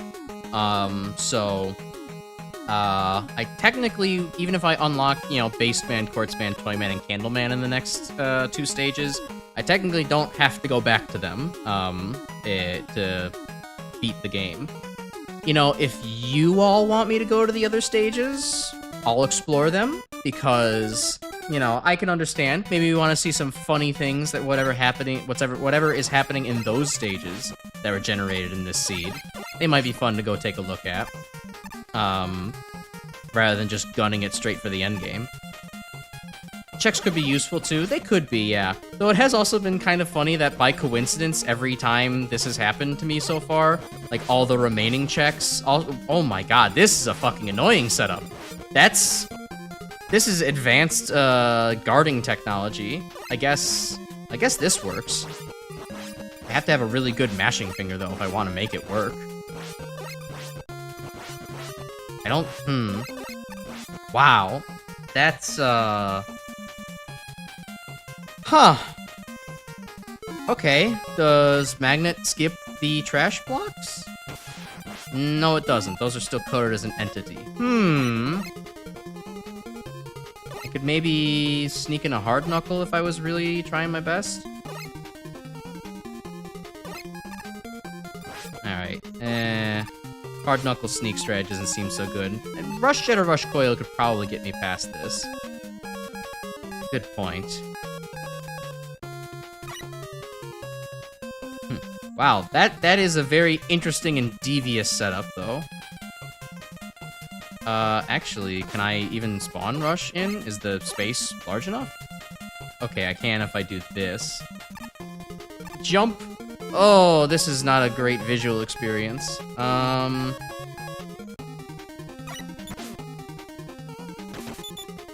Okay, those guys are fucking immune to magnets, too. Okay, I guess it is just a rush jet your way to the end, kind of moment. I will die here. I will die. Wow. That, hey, do y'all remember when I was playing, Mega Man RPG? That's kind of what it felt like to do the super arm strats in that game. I just had, like, the full immunity wall set up in front of me, and then, nothing else could really get past that, as I just napalm bombed the hell out of everything else. Okay, come on, Rush. We gotta get out of here before all of my health gets drained. I gotta get out of here! Yeah, this is the absolute worst this spot has ever randomized in. Usually just ends up being a shitload of needle harries, but that's ridiculous. Okay, I'm not gonna bother blowing all those up. There we go. Jet on over. Here we go. One time where Turbo Fire might have been useful. Yeah, no, that's a fair point. But you know me, I won't put on Turbo Fire unless it's given to me as a in-game function. 500 junk golems.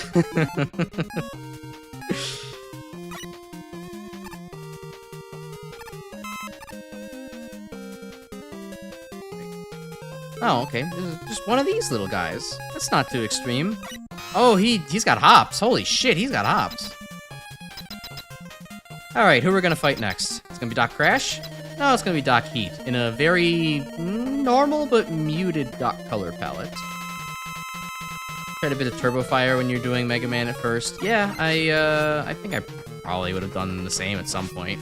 But, I don't know. At this point, I just kind of like button mashing. It feels more pleasing when I actually get through a challenge, when like, oh yeah, I mashed my way through that. Didn't do anything else.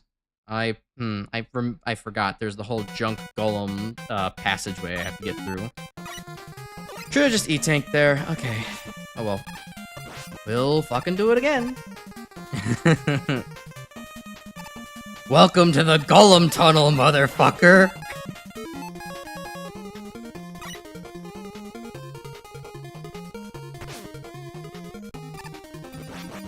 Actually, here on Rush Jet. Oh, okay, I can get off to a much better start if I mash my way through Rush at first. Okay. I mean, still not much better, but it's at least better.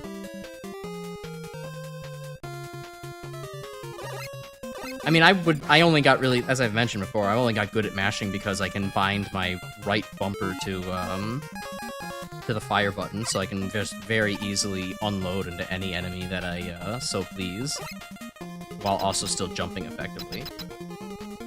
Topspin doesn't necessarily one-shot anything. Topspin also gets its damage tables randomized. But it is, you know, interesting if it potentially happens. Alright, are you weak to punching too, Doc Heat? No. Okay, fuck. I think that's everything. I think we just had to fight Doc Heat legitimately, which isn't the worst thing in the world, but it will take a while. It does seem like he got a slightly shorter randomized delay for his charge attacks, because he does seem to be able to come out like a lot faster on occasion. Oh, I hit him before he was ready. I did it again!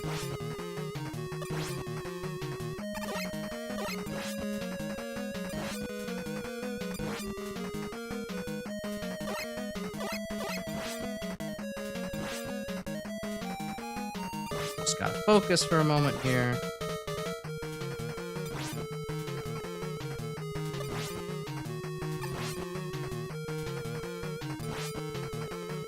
And goodbye, Taki. Hey, Taki, what's up? You're in the middle of, you've joined us nicely in the middle of our, Xeno-Pelago Double Mega Man 3 Randomizer, where we have item checks and... Oh god. Where you have A, oh god, and you have B, item checks in random locations. You know, I don't think I've ever had this passageway, spawn as badly as this. Is every single enemy, from the fucking parachuters to the Yanbos, are these bastards. Oh no, that was my last life too. Oh wait, no it wasn't. I just picked one up. Okay. Well, this is gonna be interesting. I didn't think this was going to be... So the interesting challenge that's presented by this is the fact that Mega Man 3 still has, you know, screen wrapping hitboxes. So if I stay up too high, the bickies dropping into the pit are effectively actually dropping into the ceiling, and so they can still hit me. So I have to very, very carefully navigate my way right without jumping too high. And if I can only use an E-Tank to refill on one of these platforms, otherwise, you know, I lose Rush Jet and I go into the pit. Alright, there's no dodging that one. That's just, he's in the way. He will continue to be in the way! What do you do here? Holy shit, that's a nightmare. What a horrid stage. Not much, you just ate this as a background vid. I guarantee you this is going to become a foreground vid very quickly. No, but I know what you mean with the dinner. Glad to have you by. Yeah, wow, okay. Dock ports between the Junk Golem passageway and the Five Nights at Bicky's hell. Yeah, this is a rough randomization.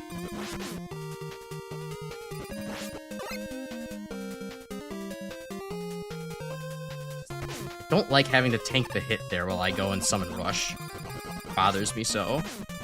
Oh my god.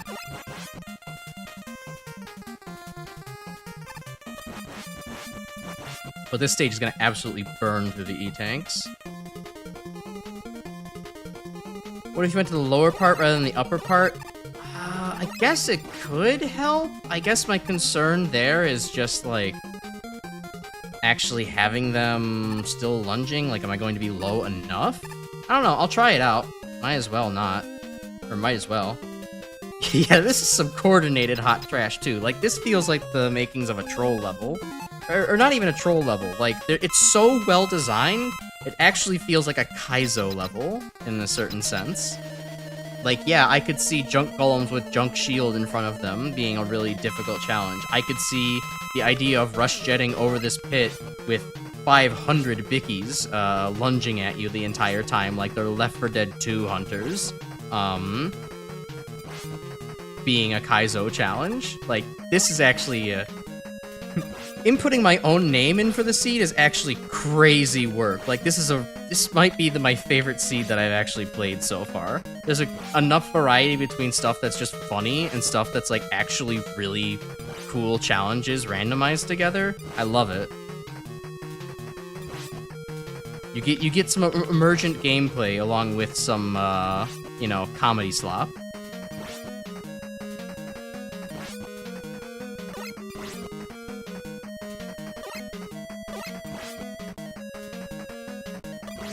Of course, it's going to be a slap in the face when it turns out that nothing in this stage is actually necessary to get, but, you know, that's life sometimes. Ow.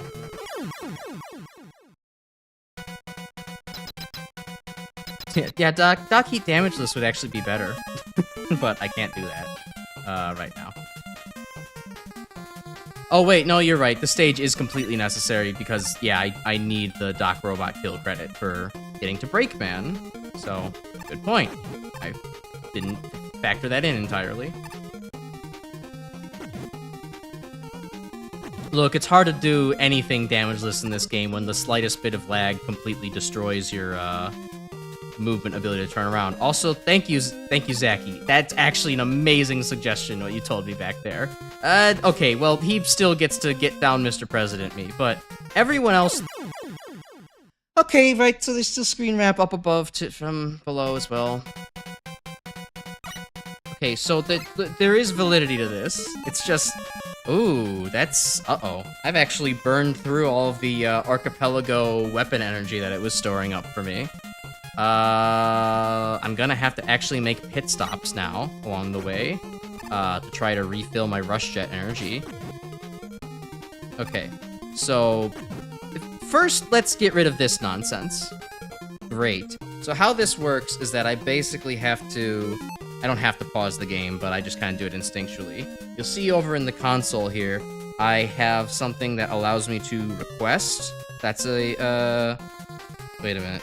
Yeah, that is a valid command in this. I just have to input what I want to request energy for and how much. So I can request, I believe, Rush Jet. What am I missing? So that is 1, 2, 3, 4, 5, 7, 8, 9, 10, 18. Recognize target 8. Oh, so I did it backwards. Okay. Request 18 RJ. So I should get Rush Jet energy back to this. Yeah, well, okay, see, Ted, the problem with jumping every now and then, which you might have noticed, is that the air is very thick with bickies. And so jumping too much in the air means that my fucking dome gets taken off. So I kinda have to not do that so often. Might as well take the opportunity to just restore my entire way through this. So, request, Rush Jet, like 10. Oops, request 10.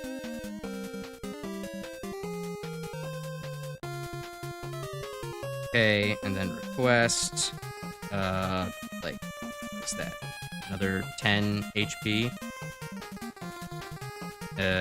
Quest, another 6 HP.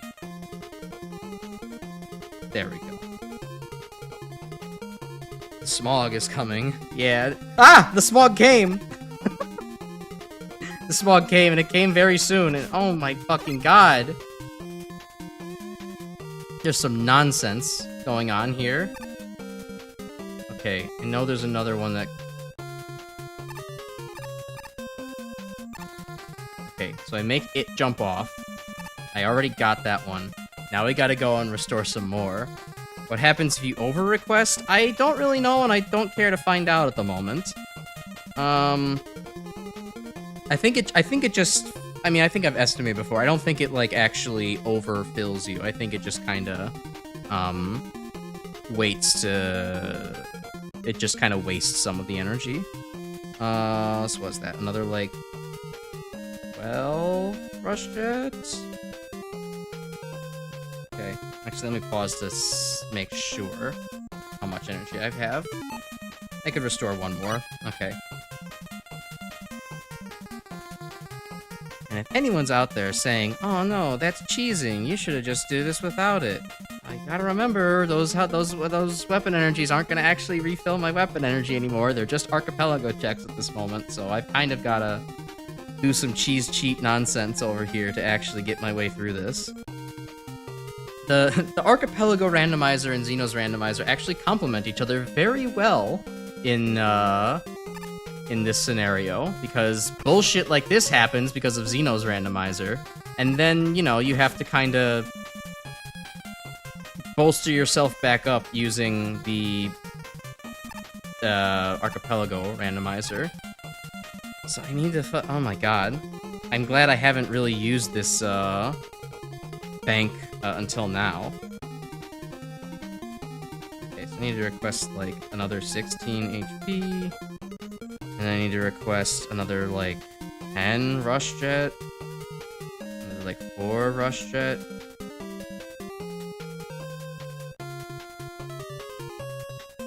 Okay, back into this. Yeah, the smog the smog kind of came all over me. Ah! I never expect it. The jump scare is always there, but it's still surprising every single time.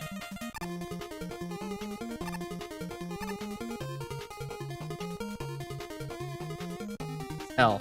Oh my god, release me. I don't have to be on the screen anymore. That I think that managed to take the cake for both my favorite and least favorite screen I've ever had to do in one of these randomizers. Like, that is both a hilarious challenge and also completely fucking ridiculous. Thankfully, the gigantic Mets seem to die in 2 bullets, so I don't have to worry about that. I should just have a free and clear path to taking on, I think this actually... No, we have 4 choices left, so it could be Doc Crash, Doc... Air, who else? Bubble, and, someone else. No, I think it's just those 3 now. Yeah, Doc Bubble, Doc Crash, Doc Air. Yeah, it's funny as fuck, but really painful as well. Alright, Doc Air. Doc Air tends to get some unique patterns because of Xeno's Randomizer. Let's see what happens, this time. Okay, that's, just as undodgeable as Mega Man 2. Oh, and he's just jumping more often in this one. He's, not shooting out a bunch of tornadoes, or a bunch of waves of tornadoes.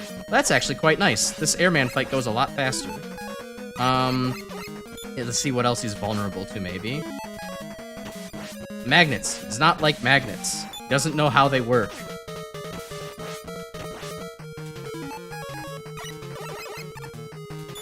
Ow. Okay, and Doc Air gone.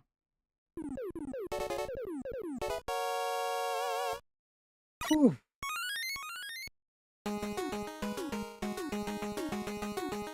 Alright. Well, I guess we have Clone Man as our next choice. I'm just curious. I want to scroll back through all the things that we just checked. And... Yep. All of that stage was only necessary because it was a Doc Robot stage. I just needed the kill credit. Everything else, every other single pickup in that stage did not give me anything useful.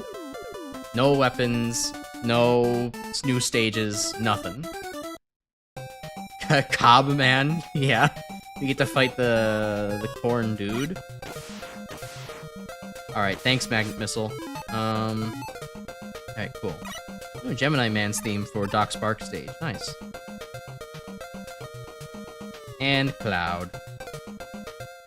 I think one of the things Xeno's Randomizer does is specifically turn that Jewel Bug enemy into either an enemy that just kind of goes right off screen, so you don't have to get, use a weapon for it, or, it turns into a health pickup, so you kind of just get that one for free. I think these got randomized in the same fashion that they did in the, original stage. Yep, so those are mostly chomps with the occasional that asshole and, the Gemini Man thing. Corn on the cob, man. Mmm, delicious.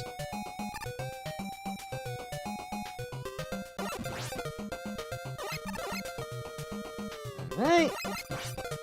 Don't know what that was, but I'm glad I blew it up. Alright, well, we have Bubble and we have Crash. Which one's it gonna be? Excuse me, Bubble. Oh, this is great. I get to fight Doc Crash last on the Crash Icarus stream. It's all coming together. Oh my god! Doc Bubble is really bubble happy. And those bubbles are fucking tight, too. What the shit? This is an interesting one. It's a close proximity fight, and he's also pretty weak to the Buster, so I can just spam him down. It does kind of just end up turning into face tanking, but that was almost a very interesting bubble pattern. Fucking bubbles, how do they work? Why did I get a... Oh, I got a health... Okay, that freaked me out for a second, because I got a health... I literally got a health energy large from picking up a health energy large. I was not expecting those two things to happen. So that happens surprisingly infrequently in the randomizer. It's his bubbling time. He crashed all over Crash. Oh, and it was very soapy. Some might call it a soap land. Ow. I deserve to get hit for that joke, yeah. Alright. Hey, the Electric Gabyall. You're here normally. That's not fun. I feel scammed. I want my refund. Ah, yes, double Gabyall. That'll show me. Alright, well, the junk block spawner got replaced with the magnet, so as long as I don't go up there, I'm not going to get magnetized. Good. What did you get replaced by? Please don't be a spark thingy.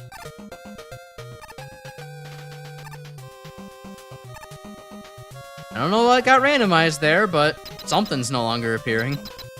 I'll take it. I'll take the easy win.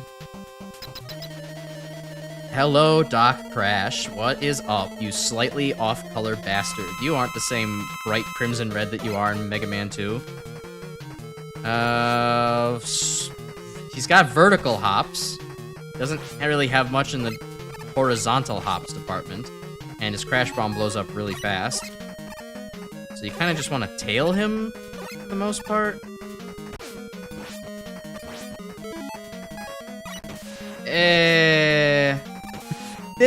This isn't the epic fight I was hoping for, but oh well, they can't all be winners.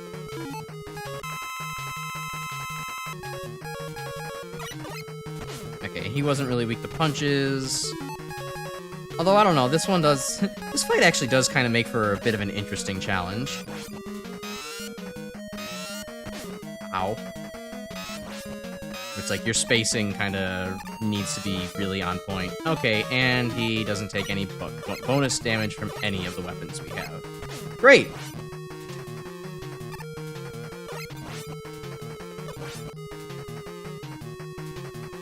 Oh god, he actually had some horizontal movement speed there. That was weird. Oops, and he got me.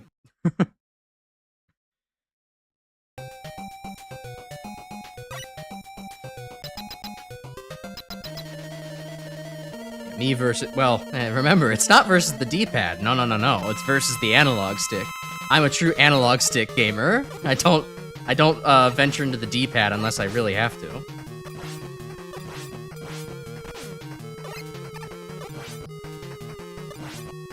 Yeah, that blind spot you're talking about isn't completely as huge as you were thinking. I mean, it's definitely there, but he can certainly just sometimes shoot right down into it, or decide to turn around and corner you into it.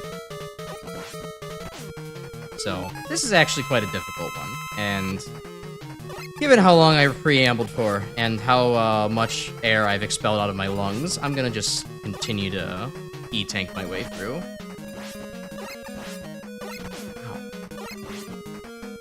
This is... okay, fine. I concede. I concede, Doc Crash. You actually are a well-designed and interesting randomized robot master. You present challenges that your original form did not, while also still being an interesting fight. Repress that memory. It's not that traumatic. But anyways, beating the 4 robot masters, or Doc robots, does give you access to Brakeman. Which, because we didn't actually unlock any stages, we didn't unlock these guys, I guess we are just gunning it for the castle. So, unfortunately, we don't get to see Based Quartz, Toy, and Candleman up front, but we can maybe kind of do them as a post-credits scene, because, or post-credits stages for fun, because you do actually unlock all the checks that you didn't get in your normal run.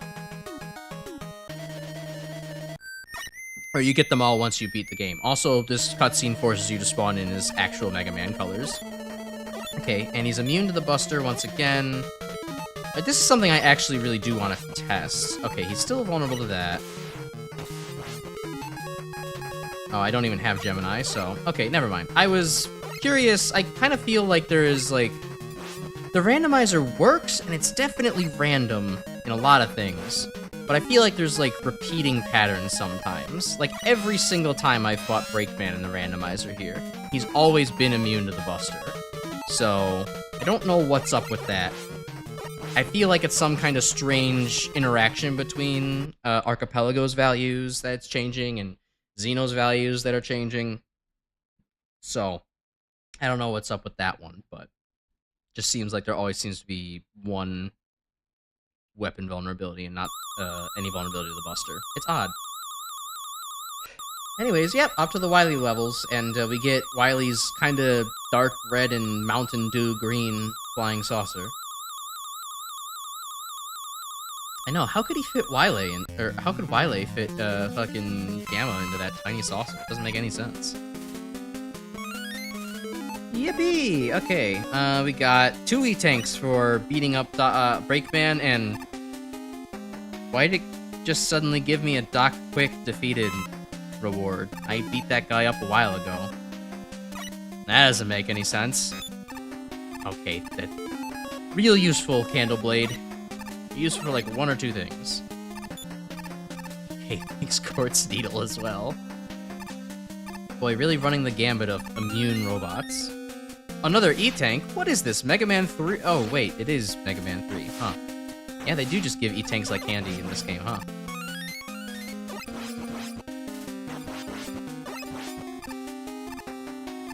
Cute castle color palette on the map. Yeah, it's kind of a nice... It's a glorious pink. Wily's representing trans rights for Pride Month. Good for him. He may be an evil genius, but, you know, he's not transphobic. He just hates Mega Man. Clearly Candleblade is made out of wax. Fair point. And maybe, yeah, there could be a potential for backtrack if somehow a boss spawned with immunity to every single weapon that I own, but it's exceedingly unlikely. It has never happened to me before, and I doubt it's going to happen again. I think I just picked up like 7 E-Tanks in the span of 3 minutes, so I don't think we're losing all of our health again. Hey Bicky. Yeah, you're not so tough now, asshole. Of course, all of his friends are probably waiting for me. They heard me talk shit. But now you're in a wide, open space, and you're vulnerable to the Buster. Wait a minute. Oh no, I think I'm an idiot. I could have just been gunning down the Bickies in Quartzman stage the entire time, couldn't I? They only have 2 health, and they're vulnerable the entire time they're flying out at you. Oops. I probably could have made Quartzman's, or Doc Quartz, a lot easier. Oh well. Zacky's strat got a chance to shine, so. Oh look, there's Snake Man's access codes. Cool. Or, I mean, Baseman's access codes. Yes, we have to go see Baseman's stage after this. Not so tough, and you were reminded of Frogger the Great Quest. Elaborate. Explain. The only Frogger games I've ever played in my life are the original, the arcade version. Oh god, Fast Turtles. And then there was also, like, what was it? There was, like, the Frogger... I don't think it was, like, Frogger 3D Adventure, but it was, like, a different Frogger 3D, where it was, like, literally just the Frogger, like, basic formula plus 3D environment. It didn't actually have, like, any of the other game mechanics or dialogue or something like that. I forget what it was actually called. Yeah, from a very slow Kamagoro maker, and then the turtles slowed down, and then I slowed down by jumping right into him. Oh, I don't think I've ever died to Kamagoro Maker. I never realized that the respawn point is outside of this screen. I guess it makes sense. There is, the old NES games only ever spawned you in the center of, the screen. I got shunted into the wall there somehow. That's interesting.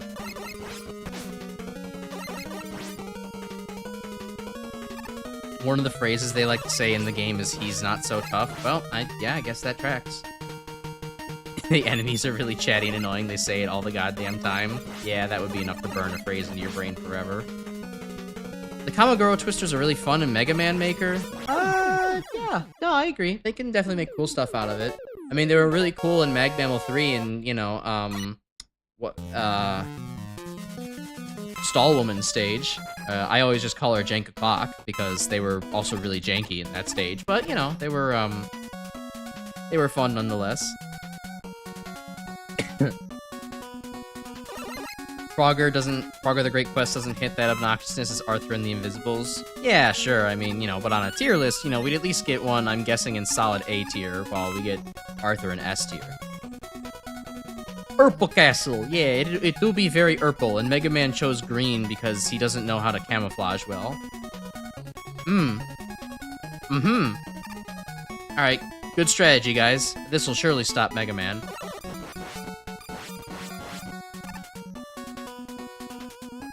Oh. Hey, this is actually kind of evil.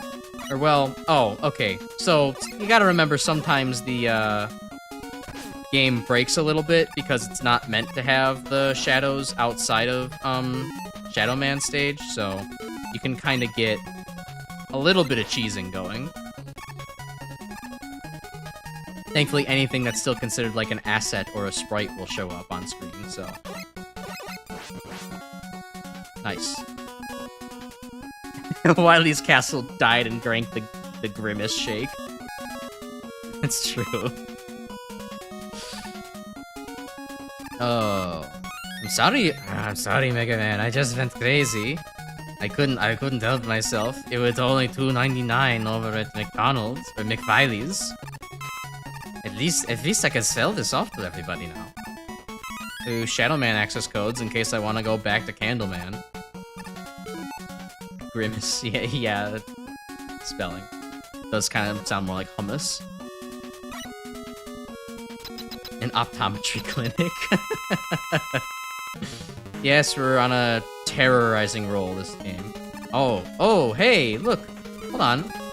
We're both green. We're matching. We're sisters. Yay. Alright, let's see what the Slime Devil has in store for us this time. Because I guess this is the prototype to Mega Man 8. Mega Man Base. Oh, he's shooting very slowly. And very many bullets. Alright, this is going to be a very vulnerable Yellow Devil Mark II. Although he does seem to shoot out his pieces I think maybe like a tiny bit faster than Vanilla. I've seen it both come out at a snail's pace and at breakneck speed before, so it's definitely possible to get either. Oh, and the height on these also randomizes too. Yippee, we got to see it. Okay, good night. Goodbye.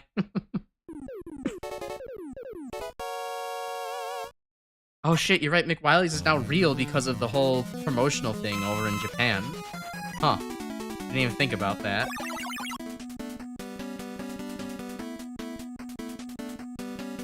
And that was Gemini Laser. Okay, we actually have another weapon we can use. Cool.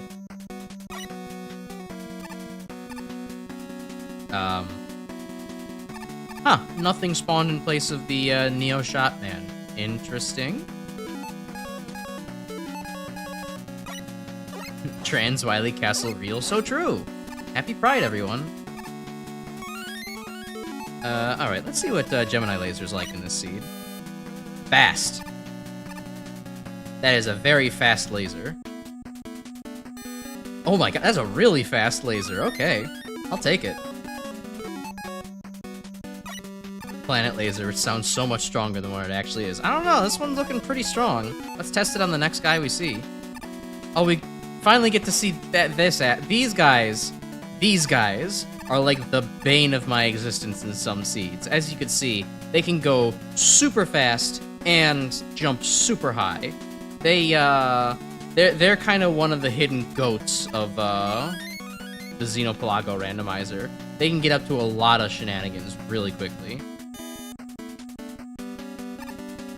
Ow. Okay, so Planet Laser isn't... it's doing okay, but it's not the ultra-destructive force we were hoping it would be. A lot of needle presses in this area, though. It's very spiky. It's like reaching into a sharp's bag. The Ronald McLaser? No, that was when we fought Shadow Man earlier. You're confused. He was the Ronald McBlade. Oh no, you're right. I kind of do have. No, you're right. I do kind of have the fucking McDonald's color palette. I got the mustard ketchup going on here with the laser. You're right. Although I don't know. Let's be generous and say that Planet Laser implies that you look like Jupiter a little bit. E-tanks and weapon energy. Okay.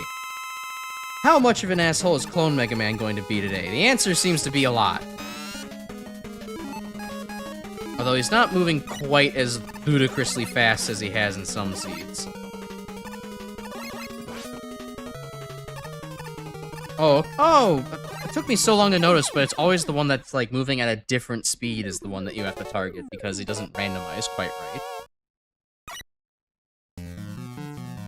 Well, thankfully he was very weak to getting his vaccine, so...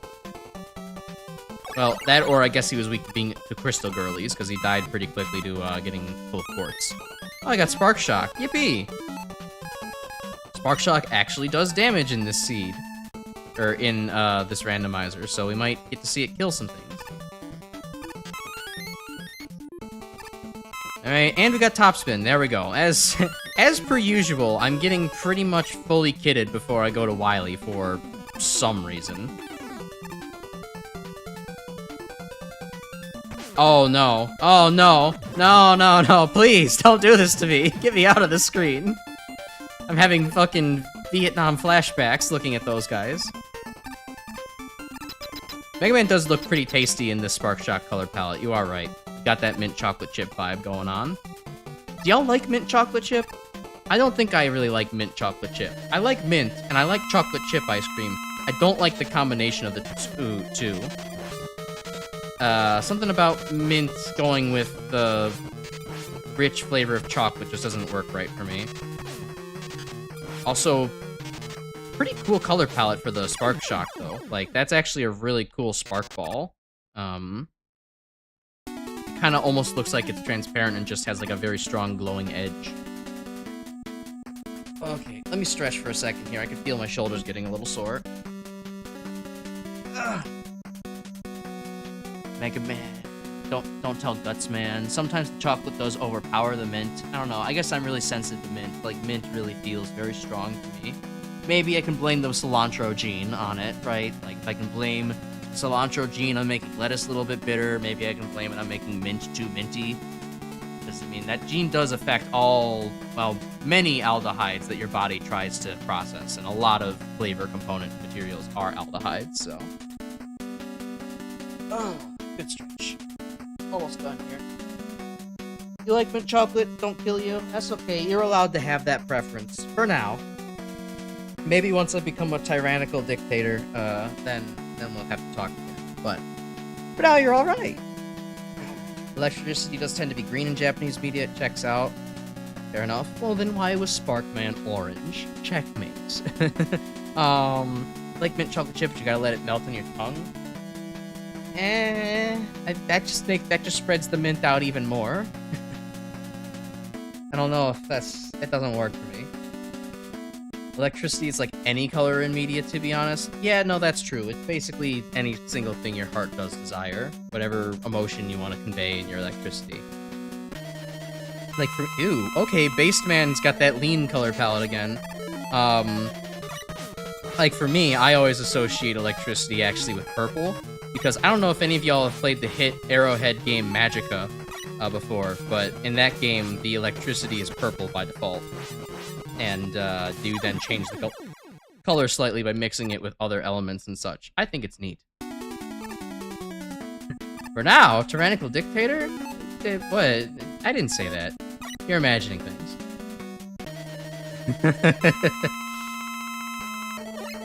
Okay, I have lives, right? Yeah, okay, I could just fuck around and die in these. Did Sparkman just land on air for a second there?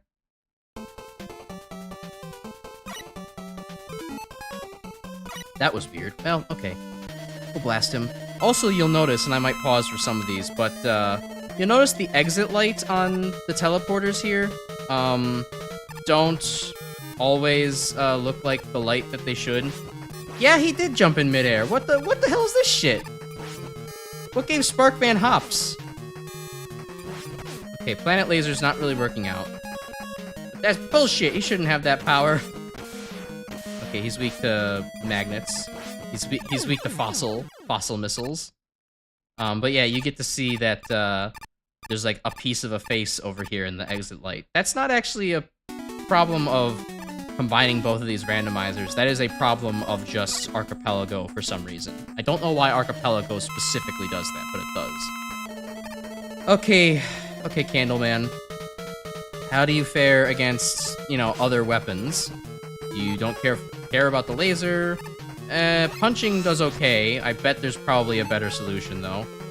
This is suicide. Alright. I don't think that actually worked. Yeah, bro has a double jump. It's whack.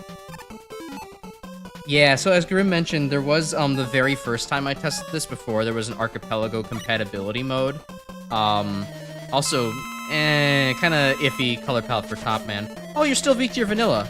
And you're still weak to your vanilla in the same way that vanilla normally works. Awesome. When I first did this with the Archipelago compatibility mode on, or without it existing, the sprite data got all garbled here because it tried to load, like, it tried to load the boss in with whatever palette or sprite set was being used for, like, the stage that it spawned in. So, like, for example, if we had Shadow Man spawn in Needle Man stage, it tried to spawn in Shadow Man, but using Needle Man graphics, so you got fucked up, garbled sprite corruption abominations. So that doesn't exist anymore, but well, now everything's fixed. And I kind of prefer it, but it's still kind of funny. I could always go play with the earlier version of the randomizer if I wanted to see that. And then Top Man himself was the only normal one, because he just spawned in his actual level, which is funny. Also, that fist ain't going nowhere. Hardman does this a lot for some reason. I don't know why. Like, all of his fists are, like, randomized to have wildly different speeds.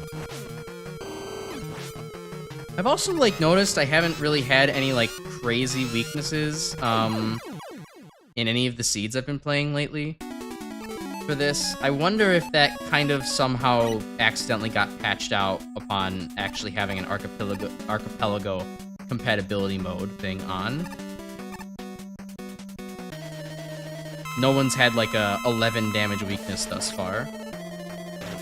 Oh, okay. Magnet Man's always the most interesting one to get randomized. Because he gets his fire rate randomized, how many missiles he shoots randomized, and his like jump height and jump speed. It's pretty cool. He's always a very dynamic fight. And this one he seems to be slow, but have, you know, a big second hop, and then fire out the fucking fossil machine gun. Very cool. He also gets to inhabit his Battle Network Dark Soul TM. Yeah, sometimes Magnet Man will wall cling too, and it's the coolest shit in the world. Ow. Okay. Not very graceful, but good enough. The fact that I have more than 9 E-Tanks still scares you a little. Yeah, no, the Archipelago does tend to be very generous about E-Tanks, for some reason. It spawns, like, a hell of a lot more of them in the pool than I think even exist in the game.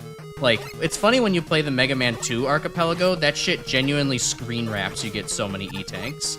You get to see, like, more E-Tank indicators on the other side of the screen. It's really weird.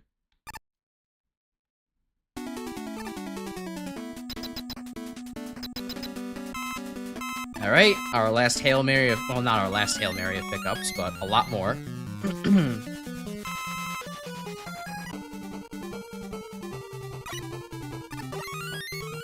Needleman access codes, cool. So I think we now have access codes for all the normal stages, so we can go back and do those as a victory lap after this. Blue floors. Nice blue floors. Not as nice blue, brown, orange, green crab robot. Wily, you might need to hire another interior decorator. Very weird and janky flying orbs. They are kind of like accelerating and decelerating at weird spots in their arc. Also, they're like just not aiming at me very well. They're kind of floating upwards. Weird.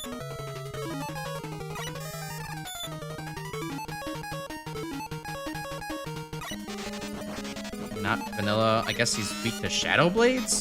Okay, that's a weird one. Alright, well, sit on me, Wily. Oh, he's still weak to shadow blades. Yeah, fuck him up! Eat this shit! I clogged up the Wily pincer crab thing with candle wax, I guess.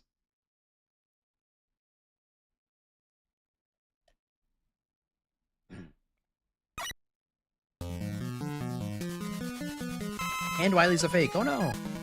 Alright, our last Hail Mary to see if we get the one missing weapon added to our pool. If we can... This is our last chance to get Based Snake. Will it happen?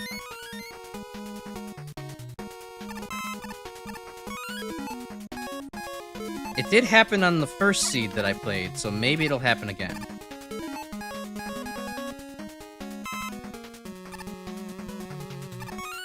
It did not! Oh, wow! So we actually do get a seed where we don't get to see all the weapons within the main playthrough. Now, please don't let it be so that way Gamma's only vulnerable to snakes. That would be tragic. Hold on, got a weird burp coming up. You can look at Gamma's face while I get my weird burp out. Okay, I don't... okay, I don't think it's happening. Anyways, Urple Gamma, yes. Okay, you're not weak to blades like the creator, nor are you weak to electricity. Needles? He doesn't like needles. Let's see what else he doesn't like. Oh, he doesn't like fossils. He's not into archaeology. Alright, well, he's not into archaeology. Let's get him. Yeah, I noticed that the randomizer, Xeno's randomizer tends to choose a color that it really likes for a given seed for some reason. I'm not sure why. It just kind of does that. Okay, he's weak to fists. Is he weaker to anything else? Anything else that's not fucking Topspin? I really would rather prefer not to do that. I love you, Topspin, but you're kinda ass in your original incarnation. Aw, Wily's still allergic to candle wax. What a shame. And seed complete. There we go. And fall, crush, squish. And Purple Proto-Man. Lots of Urple in this seed. If you like the color Urple. Let's see all the things that unlocked. We'll do a victory lap to show off all the stages that we didn't get to see just because it's fun. But let's see, where's all the stuff that we didn't get? So, Search Snake is in Shadow Man's normal stage as the 4th weapon energy. So if we wanted that, we would have had to double back after we unlocked Shadow Man stage, or in the Wily Castle, and then go grab that. Then a bunch of E-Tanks in Top Man, Snake Man, Shadow Man stage. And then Top Man access codes for in Snake Man stage. Cool. Well, yeah. I mean, we're not done yet, but I think you can see why I really enjoy doing this mixed randomizer type thing. It always makes for a very interesting story, sort of, and path, and, like, there's always, especially with the way I have my things set up, like, there's always a good chance that you're not going to have all your weapons going into the Wily Castle, and so, like, you kind of just gotta make do with what you have, and, like, it can be really fun sometimes. I think it's a really interesting shakeup to, especially the fact that the random enemy placement and spawning also is a shakeup. It's really cool. I would recommend rewatching the first like 20 minutes of the stream and doing one of these yourself if you can. It's a good time and a good way to burn through about 2 hours or less. You're really hyped for Proto Man to appear in Dual Override. Hearing his theme again just makes you excited. Yeah, I mean, especially with there also being like a, teaser of like hearing Proto Man's whistle at the end of like the trailer. It's like really quiet or something like that, but it's likely to be there. It'll be pretty cool again. I'll be excited for Dual Override, just generally speaking. I never want to get my hopes up too high when it comes to a AAA company doing their job, but it seems like they're really trying to make Mega Man good and big again, so hopefully they'll do a good job. I'm just taking the classic strategy of hope for the best and prepare for the worst, even though it's maybe not warranted. But yeah, no, it'd be cool. We'll get to see probably Proto Man again, and hopefully they'll shove Bass in there somewhere and like, actually bring him back. And I mean, I think my favorite thing to see in all of the mainline Mega Man games would just be to see Duo return at some point. Like, I'm not even a huge fan of Duo. I just kind of want him to have more relevance than, like, being a mid-boss and a plot engine in Mega Man 8. It would just be more fitting for him. Bring Duo back at some point, Capcom. Do something with your characters.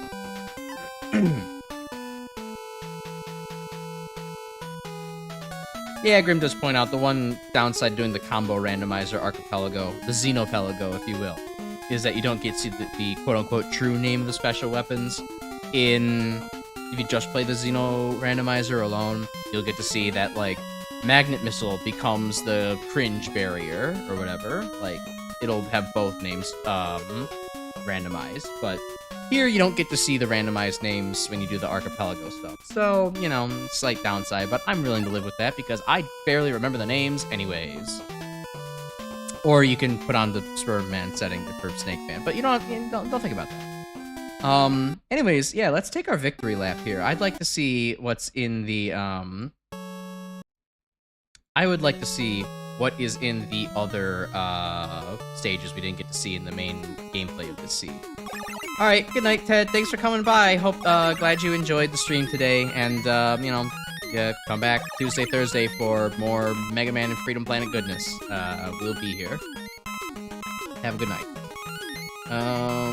Gemini Man stage theory confirmed. No, we don't need to hear that it's basically the womb from Binding of Isaac again. It's okay, Proto. I know you have an obsession. You just need to seek therapy for it. Creates Duo and makes Power Battle 2 to promote him. Disappears. It's so true. Like, they just said, we're gonna hype this character up. And now he's gone. It's almost an analogy for how AAA studios treat their assets and their IPs. They say it's my IP to sit on and do nothing with. You don't get to dictate anything. Also, you might notice, anytime you have to reset a, archipelago, randomizer, the game does take a very, very, very long time to reload everything into you again. So you kind of end up sitting here and waiting for a while if you ever refresh things.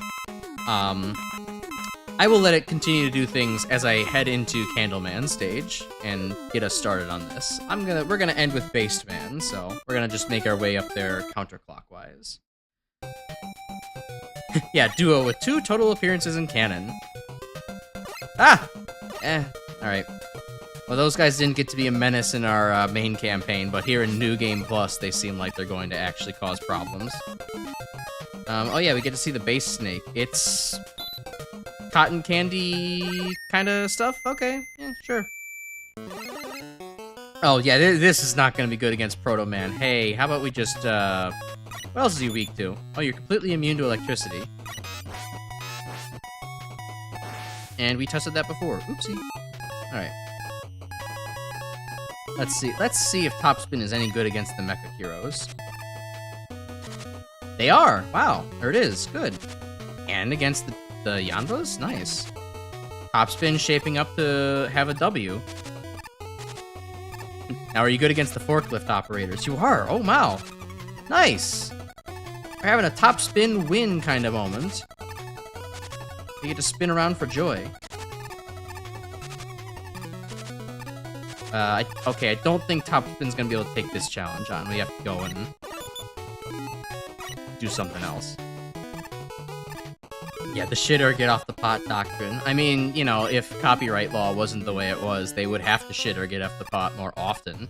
But given that they can just sit on an IP for 70 plus years and still retain it, well, what's the incentive? Snakes eat dragonflies. That makes some sense.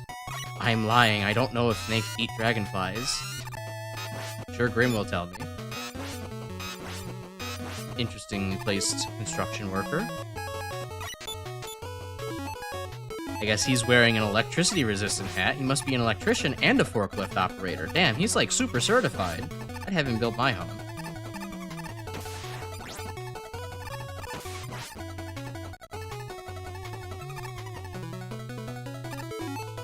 Be worse, Capcom could have been run by a Randy Pitchford or an Ike Perlmutter. Yeah, no, it could have always been worse. It's just a shame that their Mega Man things have so much potential, and then they just kind of waste them. It's raining frogs!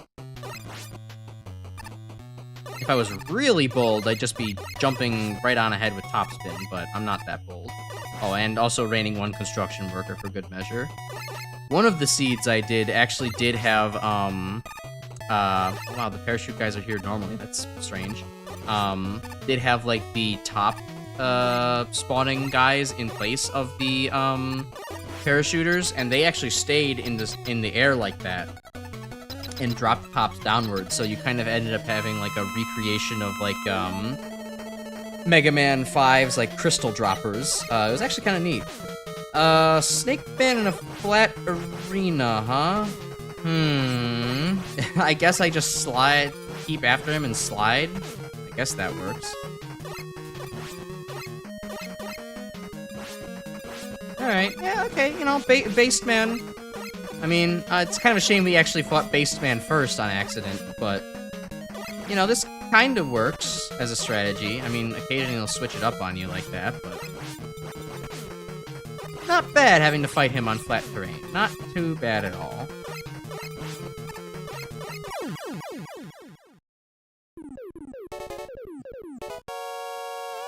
You should get forklift certified? I mean, it would probably open up employment opportunities for you. Wouldn't be a terrible idea. The purple and green on him, it's very 90s toy core. I guess. I don't know. I guess I didn't have as many as much exposure to 90s toys. I had like my Thomas the Tank Engine train sets. That seemed to be about it.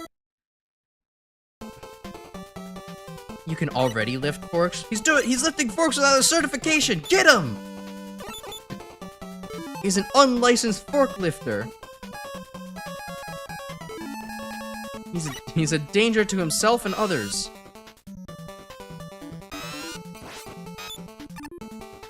Boy, this is an awkward position to be in.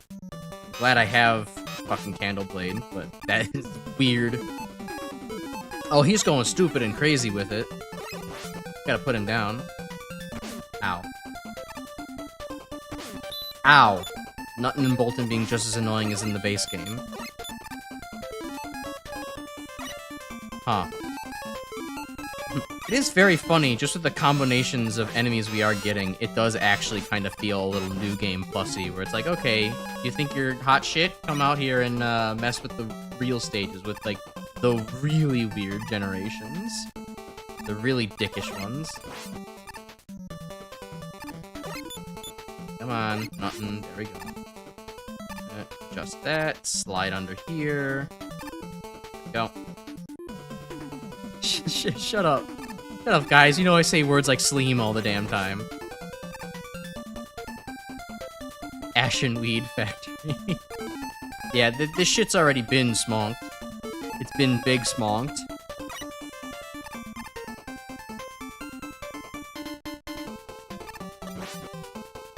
You could live there now, Rush. Go eat some spiky weed.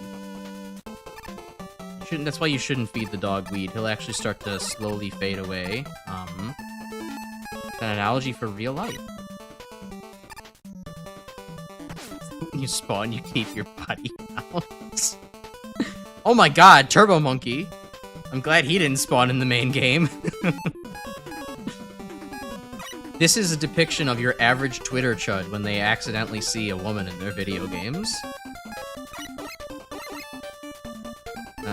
Unfortunately, he's actually a lot more capable of blocking my progress than the average Twitter chud. Okay, magnets will work.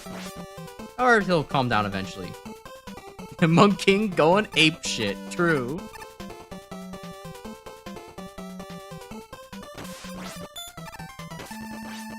Yeah, I guess that would be what the new game Plussy would be. The Plussy.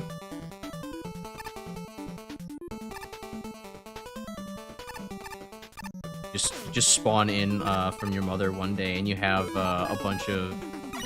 Your birth certificate comes with a extra section for body count on it. It's really weird. Somebody was counting. Was it you? Hopefully it was you at least, not someone else. Ew.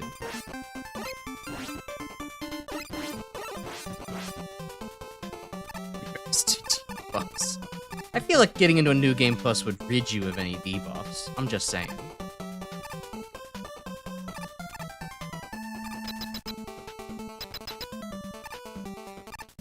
Let's stop leaning on my shoulders. I really need to stop doing that when I don't need to. I'm gonna put my shoulders down and actually just play the damn video game with the controller in my lap.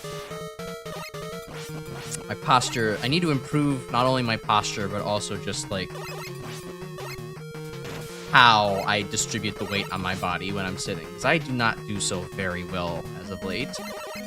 For some reason, I don't know why, it's just, I'm just leaning harder into, like, the nice arm pads that I have to lean on, instead of, like, actually just using them as a resting place and keeping my, like, back straight. It's not doing good for my joints. Also, I forgot to turn my AC on before, stream today, and while I've had it off for the last several days, it's also been cooler the last several days, too, so, I'm sweating.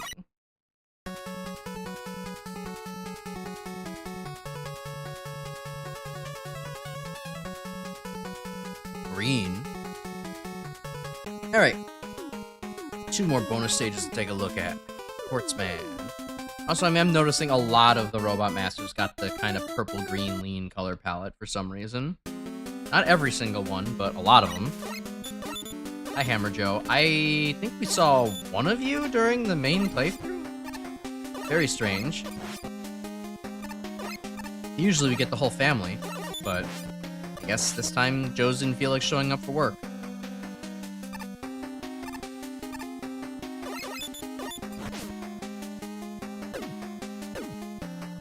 Went after that pickup as if I still had a check to get from it.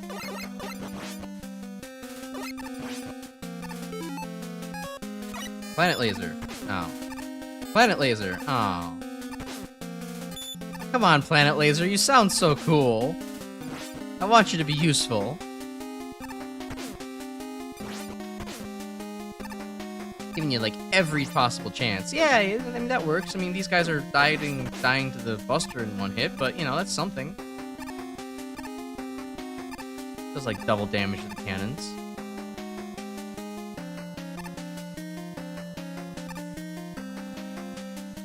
Oh, hey, we didn't see those guys the entire game until now. That's weird. Are they vulnerable to the Buster? Very vulnerable to the Buster. Alright, they were anticlimactic anyhow. And bullshit gabyoalls. I'm not dealing with those guys. They showed up in Spark? They did? Oh, but that's right. They fell immediately into the pit. I forgot about that. Yeah, they didn't have much of a showing. They're more like that rare enemy that, like, you get to see, like, kind of flit by in, like, the background of another stage, but then you actually get to fight them in New Game Plus, but they're actually, like, really underwhelming fodder enemies. They just existed to be, like, set decoration before, but the game had to give you an opportunity to fight one just so you could get it in, like, the Monsteropedia.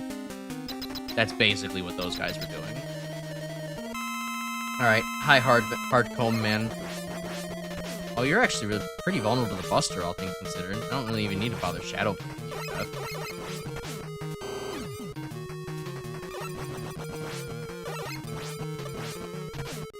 Nope. Fist fast.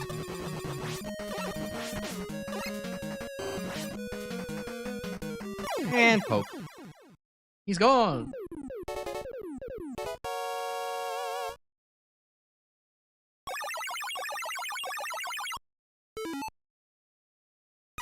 Alright.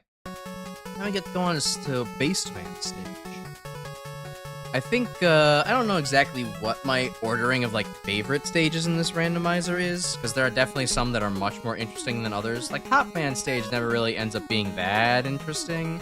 Like, usually you get some interesting stuff happening in, like, Magnet Man stage. I really think that, good old Baseman stage ends up having a lot of, really cool, things that happen. Mostly because I really enjoy, like, the big snakies, how their AI gets shaken up, and also just, like, the replacement of enemies here tends to be pretty... Well, I was gonna say good, but that needle breast is kind of evil. Same thing with this one. Let's see, can I barely land on it and slide? I could if I could do it faster. There we go. Cool idea. Yeah, whichever stage is most entity dense also really helps too.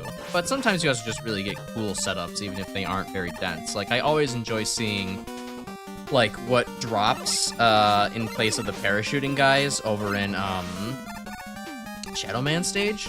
That tends to make for interesting segments.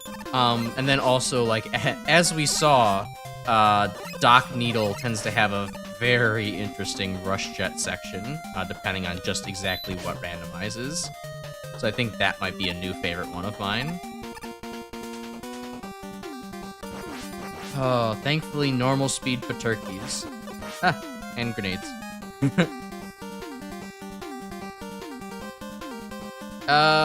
Hey, you're both in a non-camouflaging color for this stage and very upside down, my dude. I kind of feel bad putting you out of your misery like that, but... I'm not even sure he earns a gold star. I'm not even sure he tried. So what, nothing replaces the Hammer Joe? Okay, sure. Take the easy win.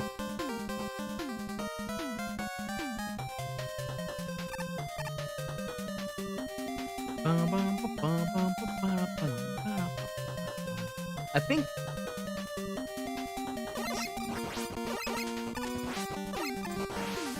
I'm trying to think what my favorite music in Mega Man 3 is. Sparkman's really good, really high up there. Holy shit, the Needle Harries are, like, pinky. But so is Snake Man stage. Snake Man stage also has a really good theme on its own, too.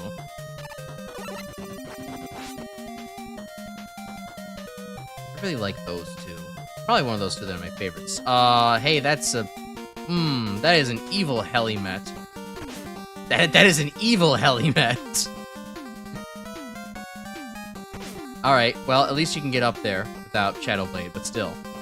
That's pretty bad. That is almost bug in Sparkman, Doc Spark stage kind of core.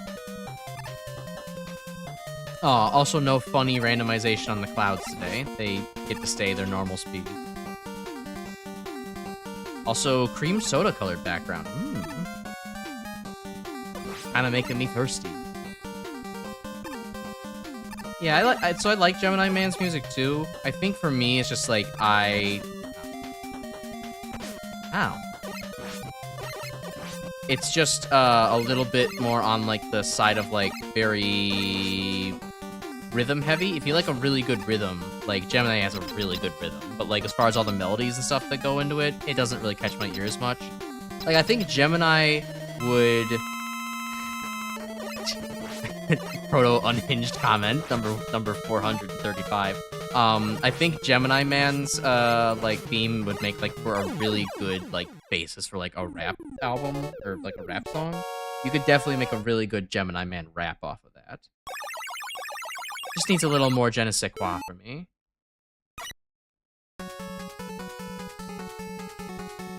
Top main stage is also alright. I don't know why it doesn't hit quite as hard for me as some of the others. I think maybe it just kind of sounds a little goofy at the beginning, with like almost sounding like a you know, a sports like you're going to a sports game and like the fucking announcements are just starting. After that, it's pretty cool. But anyways, yeah, that is the those are all the quote-unquote bonus stages for this randomizer. At least we got to see a monkey going apeshit. That was pretty fun. But yeah, so like, I hope y'all enjoyed seeing the Xeno-Pelago randomizer combo and what it can do. I think this is a blast to do. So like, if you're joining late and you've been lurking this long, hello, hi, I'm Crash Icarus. But also, you can go back to the beginning of this video for a tutorial on how to run this yourself. Huge ups to the Archipelago team for, you know, the whole Archipelago randomizer experience and everything. And of course, huge ups as well to Xenostar54 for the very cool randomizer for Mega Man 3 itself, and the ability to combine the two, and also making it so that way his randomizer is a little bit more compatible with Archipelago, so that way you can actually have a more stable experience with it. This is really cool. I'll probably do one of these in the future again at some point if I get like bored and just kind of want to have an extra Thursday thing to do, or maybe I need a Monday filler. You know, otherwise, I hope that other people start playing this and make something neat out of it. So, that's pretty much going to do it for me tonight. To wrap up the videos, the usual, please interact with the video. Oh my god, I'm a streamer. I need to beg for interaction. Please do it. Please, I need the YouTube metrics. Then share it to, I don't know, a random stranger on the street, preferably one that has really fucked up graphics. There's socials you can follow me on if you like. There's my Discord you can join if you want to hear talk about Mega Man, or where I will definitely be running more of these just in my off time. I will probably be in the voice chat running some more Xeno-Pelago combination type stuff. You can catch us there in my Discord with the link down in the description. And then look out for next week's schedule. That is going to be a Tuesday-Thursday schedule.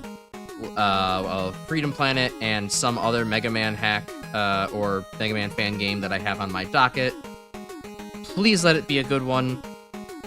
I'm almost tempted to... I know I have to get to like Zokiro Z or DX Stream next, but please let them be enjoyable. I beg of you. I need one of these picks to be good, but at least this is a good recharge. And then some Freedom Planet as well next week. So yeah, good times to have all around. I am Crash Icarus, and I don't have a sign-off line. Have a good night, and don't let the Candleman bite. See ya.